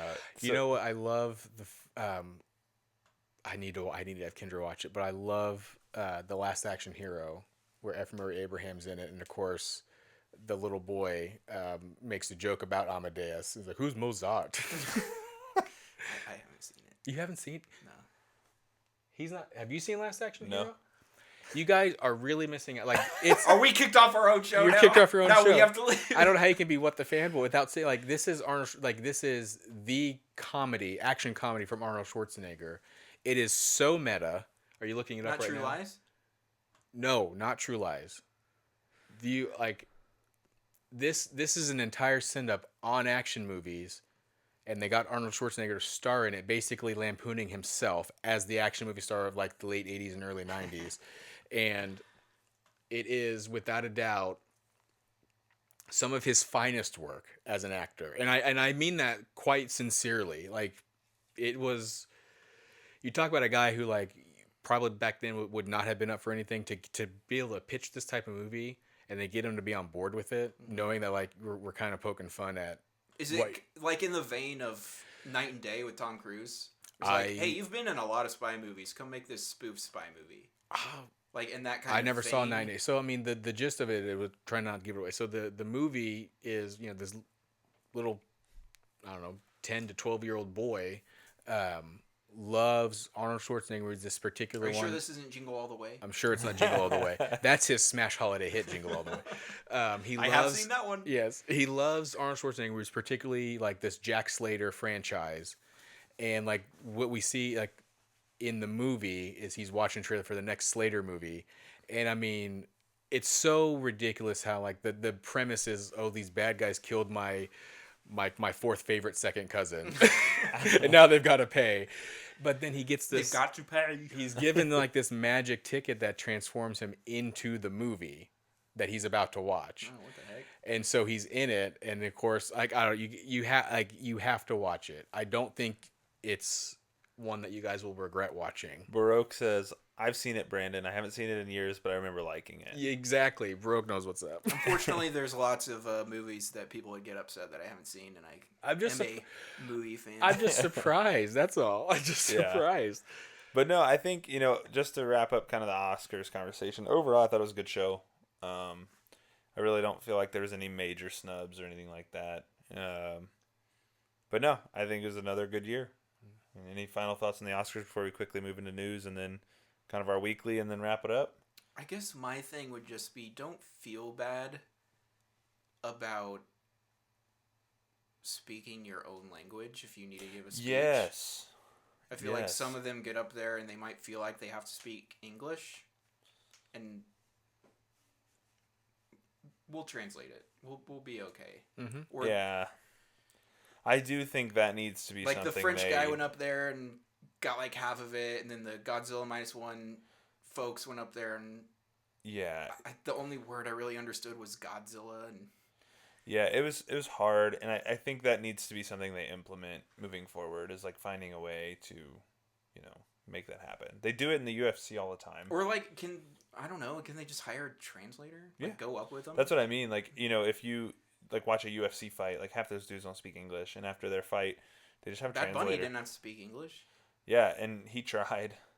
I mean, kudos to him for trying. But yeah, I mean, it's hard. They gave me subtitles. I love subtitles. I use subtitles on every single thing I watch. Yeah, and it's, obviously because it's scripted, they can do that. But like, yeah, I They do should have hope gave The Rock subtitles too. I do hope they figure out a way to do it moving forward. But yeah, Brandon, any final thoughts? I mean, just nothing differs from what we had said before we came on. My favorite movie didn't get nominated for anything last year. It was The Iron Claw. I thought it was, not that it would have necessarily won in any of its categories. I just would have loved to have seen it get some sort of recognition. We had kind of said the same thing. Like, I do think that was a snub. I more meant in the sense of like the award winners. I didn't feel like anybody really I thought got snubbed. Efron was going to be nominated. Yeah, I did too. Who? Zac Efron. Zac Efron. Yeah. I thought his performance was well worthy of it, for sure. Yeah, I would not. I mean, would have loved to have seen something happen, but I kind of figured with its late release date, and again what we touched on, A24 deciding to push its chips in with a couple others, just didn't stand a chance. But may it live on, may it earn its, not even earn, just be given its flowers and earn, kind of have its day with with the audience that it's found, and people remembering like, man, that was a really good movie. Yeah. Does the movie you root for, I guess, typically do well at Oscars? Do you usually line up? No, not really. Well, I mean, some years yes, some years no. So it just depends on what gets released. So this year, I mean, looking back at the nominees, I think, I mean, of what got nominated, I mean, I knew Oppenheimer was going to win, and I was perfectly fine with that. Again, I think I left Barbie going, that was just way better than I thought it was going to be. And I thought it was going to be good. I mean, you see the trailers before it comes out, you're like, okay, they've got something here, you know? And I was like, I'm going to be entertained. My daughters are going to love it for, at different ages. My 6-year-old loved it because it's a real life Barbie. Mm-hmm. My 11-year-old really loved it because, I mean, she's entering an age where, she's trying to figure some stuff out and, and exploring new thoughts and ideas. And she liked because she got a little bit more of the humor. And then, of course, my wife and I loved it because there's humor in there that were more adult-oriented. So, like, it was able to really appeal to all sorts of... Yeah. And so, I mean, I wouldn't necessarily say that was my pick. Like, yeah. And I would have been happy if it would have won. I'd be like, man, that was a shock. I imagine Iron Claw was your... It was my, but it didn't get nominated. I remember in years past, like, I thought when Creed came out, I thought Sylvester Stallone had supporting actor locked up. I really did. And I remember, of course, Mark Rylance, I believe, won that year for Bridge of Spies. Oh, yeah. We and you talked about that a lot. I can't believe he won that. Yeah. Still, we're never going to watch that movie. I remember they showed the clip, and I was like, what? It's like, no. That was, again, Creed was another example of a movie that when I saw it, like, even to this day, it's certain, I mean, it's the line, really, in that movie that I thought that, like, man, Stallone probably, I still think should have won, where Michael B. Jordan's like, I gotta prove it. And he's like, prove what? That I'm not a mistake. It's like, that hits. Like, there's certain, like, it hits you like, man, you want to hug him. Like, you're not a mistake, man. And then when you look back on the movie, like, the whole Rocky and Adonis relationship, you're like, man, I really thought he was going to win that year. And then he didn't. Mm-hmm. So there's... That was the year The Revenant came out too, right? I don't remember. So you... I don't... So, yeah, I wasn't surprised by anything. I mean, hugely surprised in a way, like, oh man, that did not deserve it. I had certain picks I thought I was kind of playing the right way because I enjoy making my predictions and seeing how I stack up every year. So last year I was like, I really wanted Everything Everywhere All at Once to win basically everything it won, and I was so happy it did. I loved Kiwi Kwan's story of everything, and I mean, not even beyond that, he was fantastic. He was fantastic. I mean, he was, in my opinion, like the heartbeat of that movie, in terms of just what it meant to deliver that role in that role. Now, Stephanie Hsu was. I loved seeing her get nominated. I wanted her to win. I knew she wasn't going to, because that's, I think, where the industry kind of steps in. Is like, well, you'll probably be around for a little bit longer, kid. We're gonna give this one. But I wasn't upset that Jamie Lee Curtis won. I feel like I kind of was. I thought it was a weird win. I remember being like, this is weird. I think it was just weird because kind of the same thing. If somebody was gonna win in that movie, we thought it'd be Stephanie Hsu. Yeah. And I then mean, it I didn't- wasn't. It was her co-star. Up to that point, she wasn't getting nominated for a lot in that category. So I didn't even think she was going to get nominated. And I was like, she needs to be nominated. And so I was like low key surprised that she was, in a great way.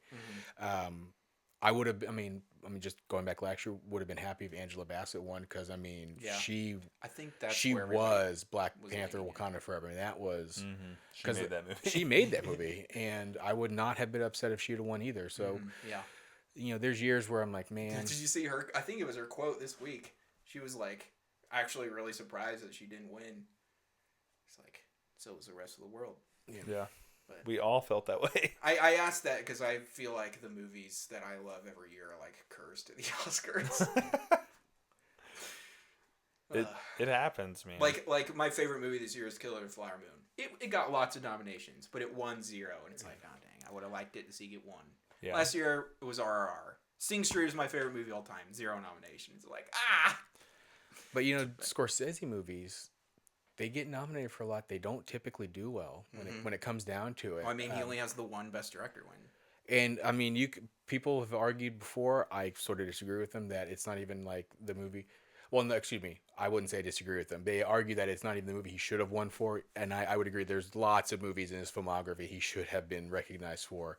I happen to believe, and my opinion is that The Departed is one of his better movies, and is wholly. It's not like. Because people will make the argument, oh, we gave it to him because we kind of snubbed him before, so we're kind of making up for it. No, like that was a great. It was a great movie.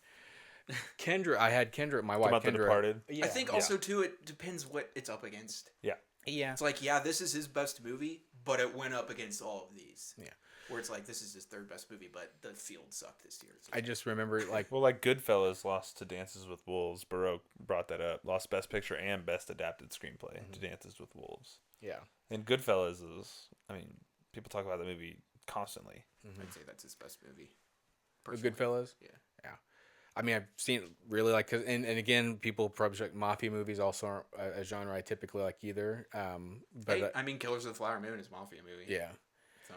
So at least I'm consistent. I'm you're nothing consistent, I'm consistent. baby. But like my wife, Kendra hadn't seen The Departed, and she watched it, and we watched it together, and like, it brought me back to when I first saw it. I was in Denver, Colorado, seeing a Colorado Avalanche game. Got my little stuff right You here. got your Avs gear on? Yeah, and I just remember like it's just so well. Like everyone does their part so well, and then like Alec Baldwin's whole scene, like where they're in the the sting operation, and he's talking about David, I'm gonna have a smoky, you about the six. I Just how knew quickly he delivers that. I knew that entire movie, the ending and everything. Yeah. And then I watched it for the first time, and I was still just perplexed by it. Yeah, I think. Oh, Baroque says, "Boo, Avalanche, boo." Stanley Cup champions. There we go. Capital 2022. Capitals West, baby. Take all of our hand-me-downs. What are you talking about? What hand-me-downs? Yeah, not anything left now. Very quickly, let's jump into some news real quick. Luke, do you have any stories? I have a couple. I just have 2. Okay, hit yours real quick. I'll do this one real quick first. Mario 2. Yeah. Super Mario Bros. 2, I should say. Yeah. Movie Announced with on Mario Day. Illumination. Yeah. I'm very happy about this. I'm very happy about it. I was very pumped. I love the first one. So Yeah, loved it too. I mean, enough can be said about Chris Pratt's vocals. I thought he was good in that.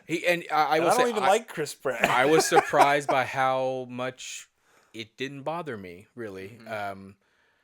And I'm confident I'll feel the same with Garfield, really, when it comes out, and I inevitably go see it with the kids. Now, I grew up reading the Garfield comic strip, so I'll probably want to see it for myself as well. But I'm very happy to see this announced. I thought the first one was very nicely done. It was, beautiful animation. Yeah. Beautiful that's one that I honestly just need Jack Black back. yeah. I need Peaches 2.0. That would be enough to I wish that would have performed at the satisfy me, Oscars. really. Yeah. I wish he could have performed at the Oscars. That would have been so great. Yeah, so I'm very happy to see this guy. I was very happy to see it got announced. We'll be there to see it. My kids all loved it. Day one, baby. Yeah. Opening weekend, probably. Bryn will probably be old enough to see it. We'll It'll see. be 2026. Yeah, she'll definitely be old enough to see it. What's the other story I have? This is video game related. You gamer? A little bit, yeah. Okay. After Hogwarts, it Oh sold, my it sold gosh, around 25 dude. million copies, maybe 22 million copies. This is the dumbest story Biggest selling game of the year. It's the first game to beat Call of Duty ever. Yeah. in forever. Yep. They also released Suicide Squad, and it was a colossal failure. I don't think anybody's playing it anymore. No, yeah, the numbers were like They're terrible. scary low. Anyway, after both those results, WB Games said they're going to make more live service games like Suicide Squad. And apparently they want to try to make Hogwarts Legacy 2 a live service game. Yeah, because live service, when they hit real big. The money's real good. And There's only one company that can say that. There's only two companies that can say that. they are. And one of them is probably going to be ending soon. Bungo? Fortnite, Yep. So Epic Games. which is just a service and it's a platform in itself now. Yep. And yeah, Bungie. Bungie with Destiny, which is going to die here in about 5 months. So that's a perfect kicking point to my next story, which is also game related. Multiversus officially got its relaunch date. They've built the game from the ground up in Unreal 5, reworked netcode so there's less latency, things like that. It's going to be releasing May 28th. WB Games as a service. Yeah, here There we you go, go. baby. Here we go. At least this one's free. I Yeah. read though the whole sticking with live service, and it just was Maybe this is good. I want devs to be able to make the games that they want to make, but maybe the studios Need to crash need and these burn to a bit. fail. Yeah. Maybe we need to learn some lessons. so. I mean, I don't want to be like that guy necessarily. Oh, Because I think I mean I'm gonna ask. My question is, how much of this is driven by an edict from David Zaslav? And I don't want to be that guy because I think he gets a lot of crap thrown his way that he may legitimately not have. I mean, could we? Is it very possible that he has nothing to do with the video game side of things? I would think he probably is pretty hands off. Exactly. But if the edict is, we need to make some money because I want to be able to merge or sell certain things off, then that's whether or not he's directly saying that means more live service games. Yeah. That he may not be saying that, but it's like, well, we need to try to hit big. Yeah. I was like, sometimes hitting big is having a game that, like you just said, sold more than Call of Duty for the first time, in however many years, and 25 million copies sold at $70 a pop. You made a buck ton, a huge lot of money. Sorry. No, you're good. At least $5. Yeah, at least. Yeah, So it just was a huge mistake. It's going to be a huge mistake watch if they make. Zaslav be like the biggest gamer, and we just have no idea. He's like, man, I just want. The whole reason I got this job was so I can make a live service Hogwarts game. Yeah. I mean, I was hoping. I don't know if I've talked to Tyler about this. I was hoping that they'd sell WB Games off, and that before Microsoft bought Activision, that they would pick it up because I was like, give Microsoft the ability, the DC license, and let's get some. If Sony's gonna play exclusivity with Spider-Man, Marvel, yeah. and well, not necessarily Marvel, because I think Marvel, it's the whole Spider-Man can appear in team-up games where they can't make a specific Spider-Man movie or game. Okay. But they didn't. And if it gets sold off, who knows? At this point, Microsoft probably won't be able to acquire any other studios for quite some time. Definitely Alright. not. But you never know, yeah. They like to spend money. Got to buy as much as they can so they can just go multi-platform. No more. So that's another great launch point for my next story. No more exclusives. The ex-PlayStation boss. He was in the news this week. Jim Ryan, No, I think his name's Sean something. Sean Jim Ryan. Sean Layden. I don't know. He called exclusivity the Achilles heel of large budget games. And he ran PlayStation for a bit. It's ironic, right? It's like a drug addict who's somebody who's been addicted to cocaine for like 20 years. Be like, man, dude, You should not do that. cocaine's really bad for you. Yeah. So yeah, it's fascinating how Microsoft's gotten so much heat for some of the decisions they've been making. Like even just this week, I think Hellblade's rumored to be coming to PlayStation. That's not gonna happen. I don't think so either. But I think that's going to be every time an Xbox game is announced. I should say that's not gonna happen soon. It will happen Eventually. But it's it's going to be the thing every time Xbox has a game coming out. Oh, is it coming to PlayStation? We're just going to live in that world. But he had just talked about like when budgets balloon over that $200 million mark, you're cutting out a large chunk of money by being exclusive. I saw somebody retweet that. Yeah. And they would just be like, "Hey, can somebody say this about movies too?" So it kind of feels like there's starting to become this shift in the industry a little bit, where exclusivity is kind of starting to get a negative connotation, which I think is what needs to happen. Well, here's the thing. For the longest time, PlayStation was very anti-crossplay. Mm-hmm. Now it's pretty much a standard. Yep. And it kind of just happened overnight. Yep. Thank you, Fortnite. Yep. I think we're getting closer and closer to a world where you buy your console and you play where you want to play. And I think that's how it needs to be.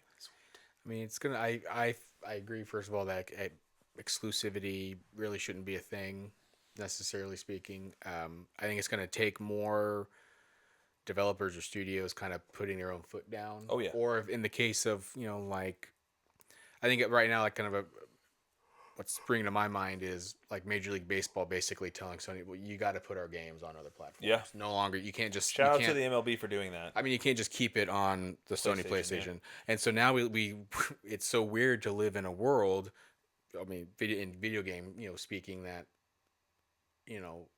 a first party Sony developed game is on Game Pass day one. Yeah. But not on Sony's own, subscription based service, at all, really. Or if it comes to it, it's much later. Oh, every year, baby, fires me up. Yeah, love the show. So I mean, this is if more, developers or studios kind of got the balls to be like, look, like we want to be able to put it on all sorts of platforms, and I remember talking to one of our good buddies about this before, like if Sony wants certain things from Microsoft, like just trade, just bargain, yes, just trade, like Microsoft. I'm sure Microsoft would love to get their hands on a Spider-Man, a God of War, but like if if the time comes where Microsoft's like, we're going to take Call of Duty exclusive, which I know they've pledged 10 years, and once that 10 years is up, by that time exclusivity won't be a thing. Yeah, it probably won't be. Let's hope. I think you're right. Like, I don't know why we couldn't just trade exclusives. You guys want Gears of War? Give us God of War, or whatever. Give us Helldivers. War exchange. Yeah, there you go. It's a GOW exchange. I think the only at some point, I mean, I think the only things that will remain would be the Nintendo stuff, and that's because they've never licensed that, like other than like the shared game, like where you got Sonic the Ubisoft crossover. And I'd love to play Zelda though on an Xbox, like a high performance machine. Yeah, I agree. Last news story for me: Peacemaker season 2 filming this summer. Via Jennifer Holland. Loved James Gunn's confirmation of this. He's like, source is a little shaky, but this is true. It jumped Waller. I think that's the interesting news from this. Waller, the writers needed more time, apparently. So Gunn was like, okay, well, Peacemaker's ready. Let's move it up. We'll just shoot it. One of the things he also said is that season 1 isn't canon. Is not canon to the new content, which I think will be interesting to see how that's. I don't think it'll matter. I think it'll be separate enough from the first season that it won't matter. Mm-hmm. And I think the only reason he's saying that is because of the cameos in season 1. Oh, honestly. Yeah. The other thing he said this week. Look, we don't need to dive into this, but did you see his comments on Grant Gustin? Mm-mm. So this was interesting. Was he like, "Oh, Grant sucks. I hate that." No. So somebody was like, "Hey, would you work with Grant Gustin in the future on a DC project?" And people were like, "Yeah, I can't believe he's not left, blah, blah, blah, blah, blah." And so James Gunn, I guess, felt like he needed to respond to it. I don't know why. I don't know why he entertained it. But he was like, look, Grant Gustin's killing it on Broadway right now. It's not going to hurt his career that he's not in a DC movie. But yes, I want to work with him in the future. And like signed off, and I was like, ooh, what the heck? That's kind of strange. But I think that's probably more credence to where he wants to take the DCU storyline. So I would not be shocked if you get him, you get Cavill back in some capacity in the future. I think all that stuff's gonna happen at some point. He should cast Zack Snyder in a DC movie. Dude, that'd be sick. He could play Pa Kent. God, he could play God. Oh, man. But that's my last news story. Very quickly, because we are going a little long. We got another hour So what left. we like to do. We got to make up for daylight savings. So what we like to do, Brandon, you've listened to the show, but what we like to do is kind of recap our week. Obviously, you've not been on the show before, but like you can hit a couple things you've done in the last week or two. Like, hey, I played this game, or hey, I watched this show or movie. Luke usually accomplishes way more. I can go first. Yeah, go for it. Because Yeah. I actually have not done that much. Okay. I've just been watching, I watched a new episode of Shogun and Masters of the Air. Both great. Master of the Air getting better? Yeah. Good. The first 3 episodes were okay, and the rest has been great. Awesome. So, That's- Shogun is freaking awesome. Yeah, I've It seen is so good. I've seen a lot of people I follow on Twitter that are not movie and show people talking about Shogun, and they're like, "It's one of them ones." Like it's just like I've only watched the first episode because I've not had time to sit down and watch it. Because that is not a show that A, Dana will watch, and B, I'm not gonna watch it when I'm being distracted. Because I really, really want to invest myself in it. And most of it's in a different language. Yeah, so like you have to read and stuff like that. So it's just hard for me to find time. My hope is Tuesday nights, generally Dana's doing small group stuff, so I'm like I have the house to myself. Once the girls are asleep is when I try to watch shows. So I'm hoping tomorrow night I can watch an episode or two. Cool, Brandon. Let's see. I've already seen it, but my wife and I finished Veep. So I know Okay. it's a little bit of an older show. I'd already seen it, she hadn't, and we burned through all 7 seasons very quickly. Holds up very well. It's the Max. It's on. Yeah, it was HBO. the HBO original series. So yeah, still very. I mean, every bit as funny as it was when I first watched it. And then we dove. I told her she wanted another kind of comedy to watch, and I said, "You gotta watch American Vandal on Netflix." Oh, She loves those true crime documentary series, and I mean, depending what they are, I've watched some with her, and we debated True Detective. I already want to watch it. I listened to you guys' episode talking about it. I about know- season 4 or just yeah, in season general? 4, because she's seen season 1. She did not get through season 2. I've seen all the seasons, and of course we watched season 3. I think of the people on here, I was a little bit more of a fan of season 2, just in terms of I really liked actually just one aspect of season 2, which was we kind of got Colin Farrell's character's his ending before, without really knowing we were getting his ending, and I kind of liked how that worked out. I think So- the only thing in it is just so jarring to me is the time jump just messes Yeah. with me so much. I And remember I can't get over it. I remember just at the time I was like, man, I wish I was on to talk about this with these guys right now. I think the thing I drew to mind when I watched season 2 of True Detective was that like Nick Pizzolatto had so many years to write season 1 and rewrite and go through everything. It's almost like No, do another season right now. no, it's almost like a band having 10, 15 years to write their first record, and it's a huge hit. I almost kind of equated to like the Killers having Hot Fuss blow up because they had so many years to write all these hits, and so and then they turned around and put out Sam's Town within 2 years. And looking back, fans like it now, but at the time it was not It's like, well what received. is it? So it's like you have such a short turnaround time, and Yeah. without much time to really flesh it out.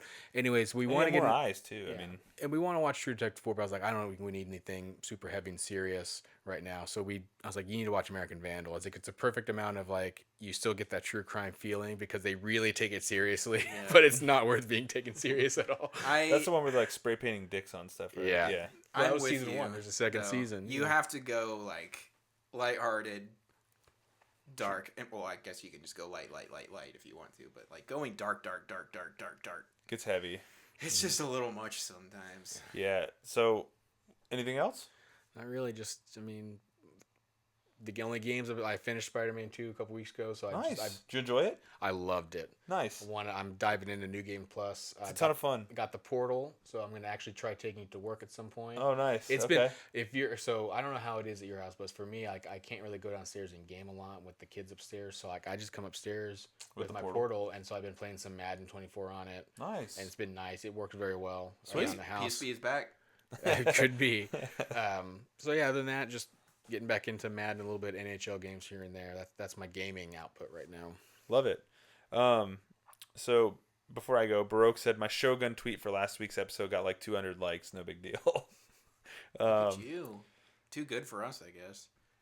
He said, and he also said, speaking on exclusivity, if I can't lord Final Fantasy over the X-boners, what do I have, man? I'm nothing without an unearned sense of superiority that I make way too much of my personality. Well, Final Fantasy 14 is heading to the Xbox. It's true.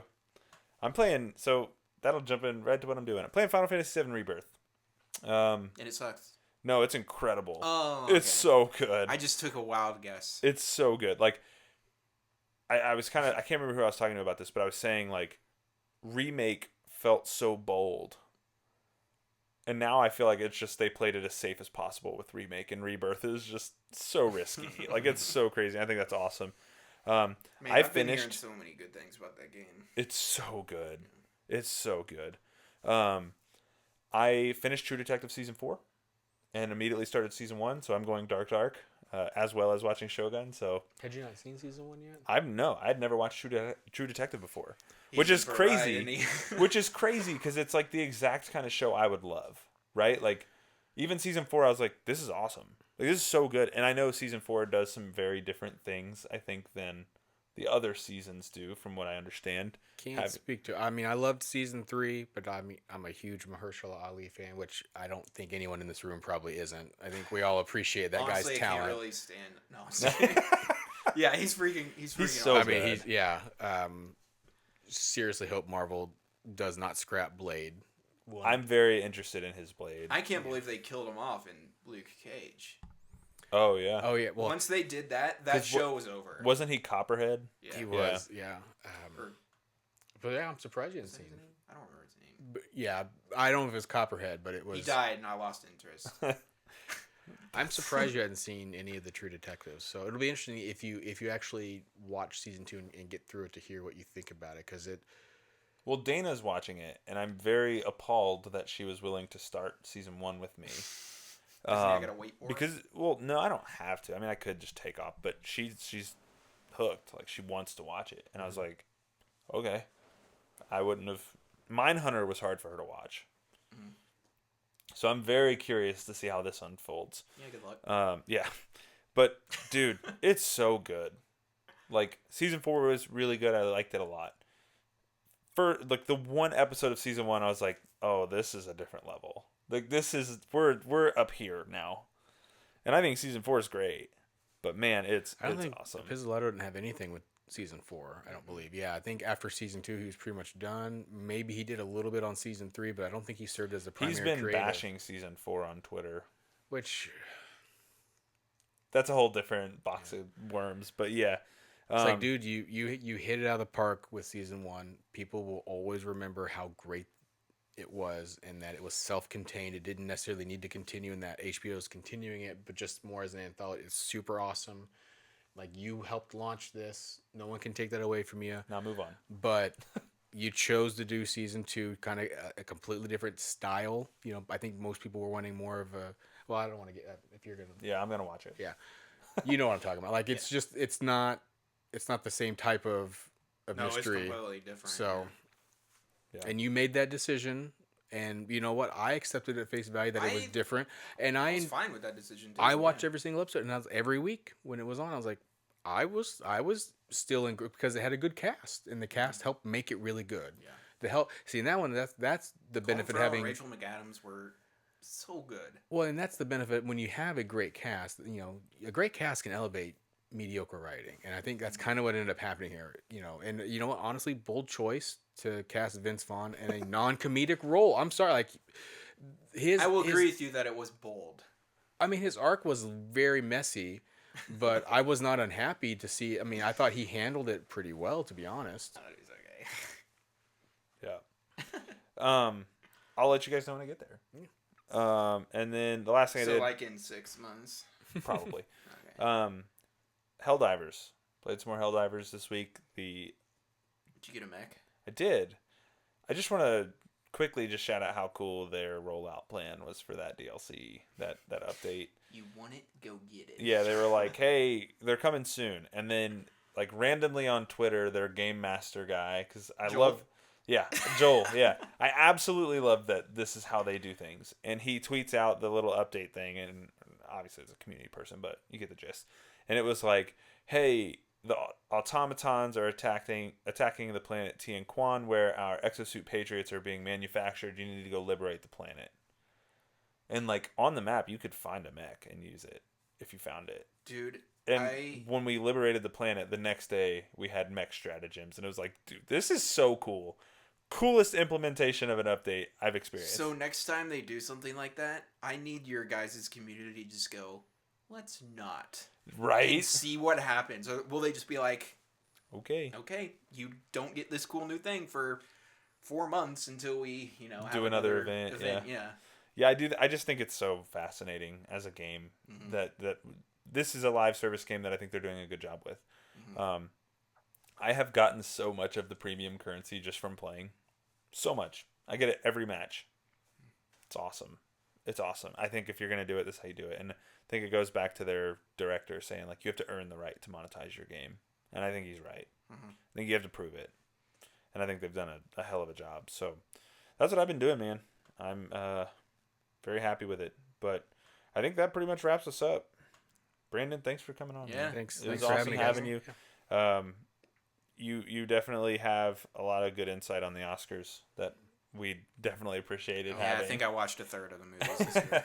So no, it was great having you on, man, and hopefully we can get you on again sometime soon. Yeah. I loved being here, guys. Thanks. It was a great way to spend my Monday night. Yeah. Yeah. Best Awesome. way to spend a Monday night is talking about movies. With the guys. Heck yeah. With the boys. But in the meantime, thank you everybody for watching. Thanks for the chatters. We appreciate you.